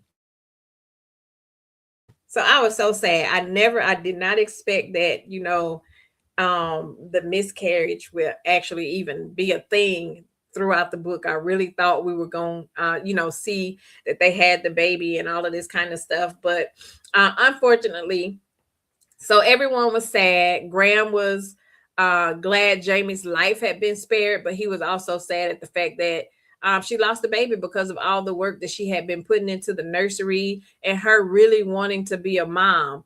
So they all said a prayer for her as they waited for her to be placed in a private room so that they could, go see her. So Jamie ended up finally waking up, and they told her about the miscarriage. Of course, she went through all of the emotions at the loss of her baby. That's not something that, I have ever experienced. So I could only imagine how she felt. And to any of you or to anyone that have ever experienced a miscarriage, I send my prayers of comfort to you, because I know that is just an unbearable feeling. Rosemary says, I knew Luke wasn't coming. I knew he wasn't coming either. He just wanted, again, trying to be in control over a situation. Yes, it was sad. He was trying to be in control of the situation. So, Luke, again, like we say, Luke never showed up at the hospital. Aria, Kingston, and Renee had left and said they would be back the next day. Jamie ended up meeting Graham's parents for the first time. And even hours later, guess who was still by her side? Graham. Graham never left her side, but she was still hurt at the loss of the baby. And she couldn't stand she couldn't stand to look at him, because in her heart, she knew it was Graham's baby. Graham didn't want to leave, but he didn't want to upset her either. So he was hoping that, she didn't push him away, but he wanted to give her she wanted to give him some space. Sharon says, my heart went out to her. So did mine. I felt so bad for her. So anyway, Luke was back at his house later with Little Miss Too Much, right? He kicking it with Little Miss Too Much, sitting there thinking about Jamie and the baby. I was like, see, I'm glad she didn't end up with his selfish tail. I mean, put your feelings aside, because it very well could have been your kid and you chose to not show up. He ended up picking up his phone and seeing that he didn't have any missed calls from Aria and Renee, and he decided to call Renee, but Renee ended up not answering, so he called Aria, and she answered. She was like, what, Luke? And I was with Aria because, what do you want now? And he said, well, I just wanted to check in on Jamie. And Aria was like, well, the best way to check on her was you could have drug your ass down to this hospital like Graham did. And of course, Luke was still being childish, the childish Negro we knew he was. And he was like, F that nigga. And that's all not Aria needed to pop off. So she was going back and forth with him. And she was like, you know what? I used to be on that same F Graham ish for years, but he showed up at that hospital. So now she was on some F your ass. And I was like, that's what I'm talking about. So Kingston was in the background trying to tell her to hang up the phone. And Aria was like, nah, player, he about to get all this. She said, because he called my phone. I was like, that darn Aria. So Aria told him she knew he was back in the city because his one of his artists had, put a video on Instagram or somewhere saying that they was back in the city, and that's who Luke was actually with. And Luke said, well, I made my choice just like she made a choice back in Grenada. And why did he say that? Because that little pit bull went clean off, and Kingston had to take the phone from her. And Kingston told him that, Jamie lost the baby. Aria was still going off in the background, and she said, if it was your child, like he always used to say to Jamie, he didn't act like he felt nothing. He acted like he didn't feel nothing for her in that moment anyway, because even in that moment, regardless of what they had been through, you would have thought that he would have picked up the phone, to at least call her. You would have thought, just out of care and concern, whether we're together or not, her ego aside. Graham was grieving right along with Jamie, and that's how we knew their hearts were connected, because he really did love her. And I believe even had the baby not been his, he still would have been a part of her life. I really did. So now it goes into a month later. Jamie had been released from the hospital. She was going through her grieving process, trying to heal. She was finally up and trying to move around a little bit, and thought about how much help her parents, thought about how much her parents and her friends had been to her during the last month. She started going through the pile of mail that had been collected, and that's when she ran across the paternity test. And you remember she was contemplating not opening it, but she couldn't take it any longer, because she was basically saying at this point, did it really matter? So she ended up opening it, and saw that who the daddy was. Who did you think the DNA test was? Because remember, she never did say it. But Jamie then heard her door opening, right? And she was wondering who it was coming through her door. And of course, it was our man, Graham. Graham was walking in with some bags, y'all. And she asked him what he was doing there. And because apparently during her time of grieving, she had forgotten that he had been at the house all month long while, she was locked up in her room. And that's when we found out that Graham was the daddy. I was so happy and then sad, because they were stripped of the opportunity to actually be parents. She told him, that she was grieving her baby, and he had to correct her. He was like, our baby. He told her that he too had been grieving the baby, the loss of the baby. Even before he knew it was even his baby, he had been staying at her house, sleeping on the sofa, making sure she was okay at night while everybody else went home, right? And she questioned, why God had taken the baby, and he told her that it just wasn't his time. And if we think about all the chaos surrounded by that pregnancy, there was a lot of stress. But Graham assured her that, the baby was here long enough to know that they both loved the baby, and the baby was made out of love. And he was trying to get her to see and understand that, he also lost a child, and it wasn't just her. So she decided that she wanted to, pack up the nursery, pack all the stuff up, because those things were dedicated to, their unborn child, even though it was still really early in gestation. They decided to say a quick prayer, which shocked Jamie, because you remember Graham's relationship with God a few times because of what happened with him at that church. So it was good to see him in this new light. They got the room all packed up, and Graham went to make them some dinner. And she finally asked him how he was doing, and was appreciative of him actually taking the time off work to stay with her. He shared that, excuse me, he shared about him getting an offer to do a artist residency at a museum, but the museum was in Paris. And, of course, she got upset about it, because she said yet again, they reconnected. Now he's leaving again, which tend to have been their history. He told her he hadn't applied for the position, that they actually offered it to him, but she didn't want to be selfish and tell him to stay, because he had already given up so much for her. And they ended up having like a little heated moment in the bathroom, because you remember she walked in and Graham was coming out of the shower. So she decided that, she needed to fight for him this time and not let him go without really telling him how she felt. She told him that, she chose him and would spend the rest of her life proving it to him. and she wanted support. She wanted to support his work in Paris, and would come and visit him and all of this kind of stuff because it was a huge milestone for his work. And after they professed their love for each other, it was a wrap. They went in that bedroom and they got it on, y'all. I was like, yep, they getting ready to make another little Graham Jr. And so we ended with it being 18 months later. The ladies were all back at Richmond Hills for the last time. Aria and Kingston sold their home and bought a new one in Newark. And Renee was just finishing up packing up her house to move into a condo in New York, which was closer to her job. So now the ladies basically were saying their days at Richmond Hills were finally officially over.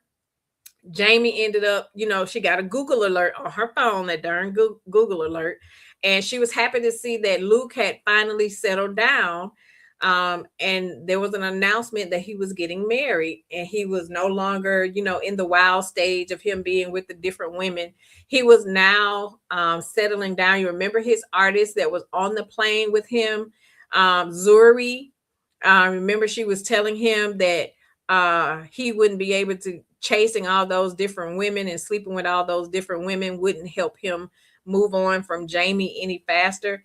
That's who he ended up getting married and getting engaged to. And Jamie was truly happy for him. She was happy that he was able to, get over his heartbreak with her and finally found love again. And I thought that was big of her, considering that it was her fault for what she had done. She finally deleted his alerts because now she saw that he was finally happy, and she appreciated that. The ladies ended up saying their goodbyes, and Graham then was pulling up to pick up Jamie. And that's where we found out that they had now been married for 7 months. So Graham and Jamie ended up getting married. They had been married for 7 months. They ended up getting married at in an intimate ceremony in Paris. And sure enough, they now had a new 8-month-old baby boy, little Graham Jr. I was like, oh my goodness, they finally had their happy ever after. And I was so glad that they finally were able to have their happy ever after. They had each other, they had their new baby, new life, and all of the ladies tend to have gotten what they were looking for. So I was glad about that. I was glad about that. Let me share my screen. So how did you all like the new, I'm sorry, how did you like the book? Did you enjoy it? How did you like the series? We read 6 books, y'all. 6 whole books. I really, really love this series. This was six books. We started reading this in October. So we are 6 months in the game. I appreciate you all for hanging out and being here. We have concluded. This was the last installment of this book. Our next book is going to be a standalone book. What is this? March, April. I'm going to put it here.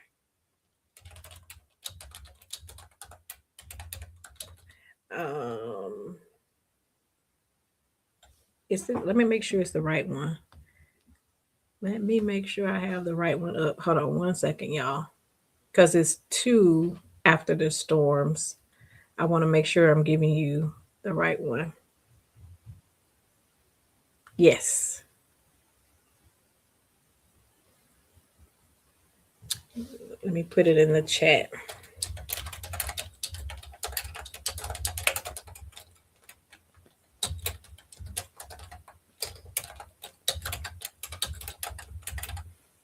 Yes, it was a great series. I really enjoyed it.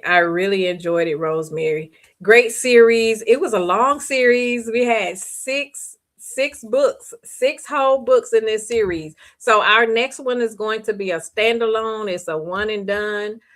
With this one, absolutely amazing. I'm introducing you to a new author. She is absolutely amazing. Absolutely amazing. She is one of my favorite authors. Her catalog is absolutely must read. She's constantly have some new stuff coming out. I have read like almost every book in her catalog. Absolutely amazing. Absolutely amazing. She is an author to put on your must read list for sure. Arthur K. Renee. Let me read the synopsis of our new book. Love After the Storm. Diamonds are a girl's best friend. As the newly appointed COO of LeBlanc Diamonds, a family owned business, nothing is truer for Kayla West. She has charisma, power, beauty, and let's not forget the diamonds drip from her bloodline. She demands attention when she walks into any room. The glint in her eyes and sparkle on her wrist lets you know that she's a woman of power. In her professional life, Kayla is a boss at her family's company, right? But when she enters her home filled with luxury and match her personality, she immediately transforms into a loving wife and partner to her husband, Amir. Kayla is a firm believer in celebrating your accomplishments, and that's exactly what she plans on doing. With her and her husband's anniversary approaching and her newly appointed position as COO, she's excited to put her business persona aside and ready to let her hair down and celebrate without limits. The beautiful Cayman Islands is just the place to do that. Yet, in the midst of experiencing paradise and enjoying some alone time with the love of her life, things take a turn for the worse, and everything she knows is instantly threatened. Kayla can only hope that she makes it out. Will her wealth be enough to ensure that she walks away unscathed? Onyx is a focused man and always moves with intent. He built his empire in the streets, but his successful security businesses now allows him to count his billions in a legitimate capacity. Yet, ever so often, something or someone decides to test his reach, causing Onyx to put the reminder forth that he is not to be played with. Instead of enjoying his home away from home, Onyx finds himself in the Cayman Islands, wrapped up in solving problems he had no intention of being involved in. But when beast mode is activated, Onyx has to show everyone who even considers going against him that he always wins at all cost. The only thing Onyx doesn't know is how much time, effort, and maybe even money he will have to exert to make sure he comes out on top. Love After the Storm. Love After the Storm. This is our April read. I'll get it posted on the wall so that you can have it as well. But it's a great, great read. You're going to enjoy it. You're going to enjoy it. But again, thank you all so much. Let me try to pull this off of my screen. Let me remove this off the screen. But again, thank you all so much. I enjoyed you all for being here. I hope you enjoyed our discussion as much as you did. I made sure I covered each and every nook and cranny of this book, of this series. We ended it on a bang. So again, thank you all for being here. Thank you for joining me for another Pink Table Book Club. I am looking forward to our book discussion for next month, third Saturday in April. We'll be right back here discussing Love After the Storm. It's not too long. It's not too long of a book, but again, it's not a whole series. So I'm going to give us a break from series for a minute. But we will be right back here on the third Saturday in April discussing Love After the Storm. I hope you all have an amazing rest of your Saturday. Thank you for hanging out with me. And until next time, I will chat with you soon. Have a good day.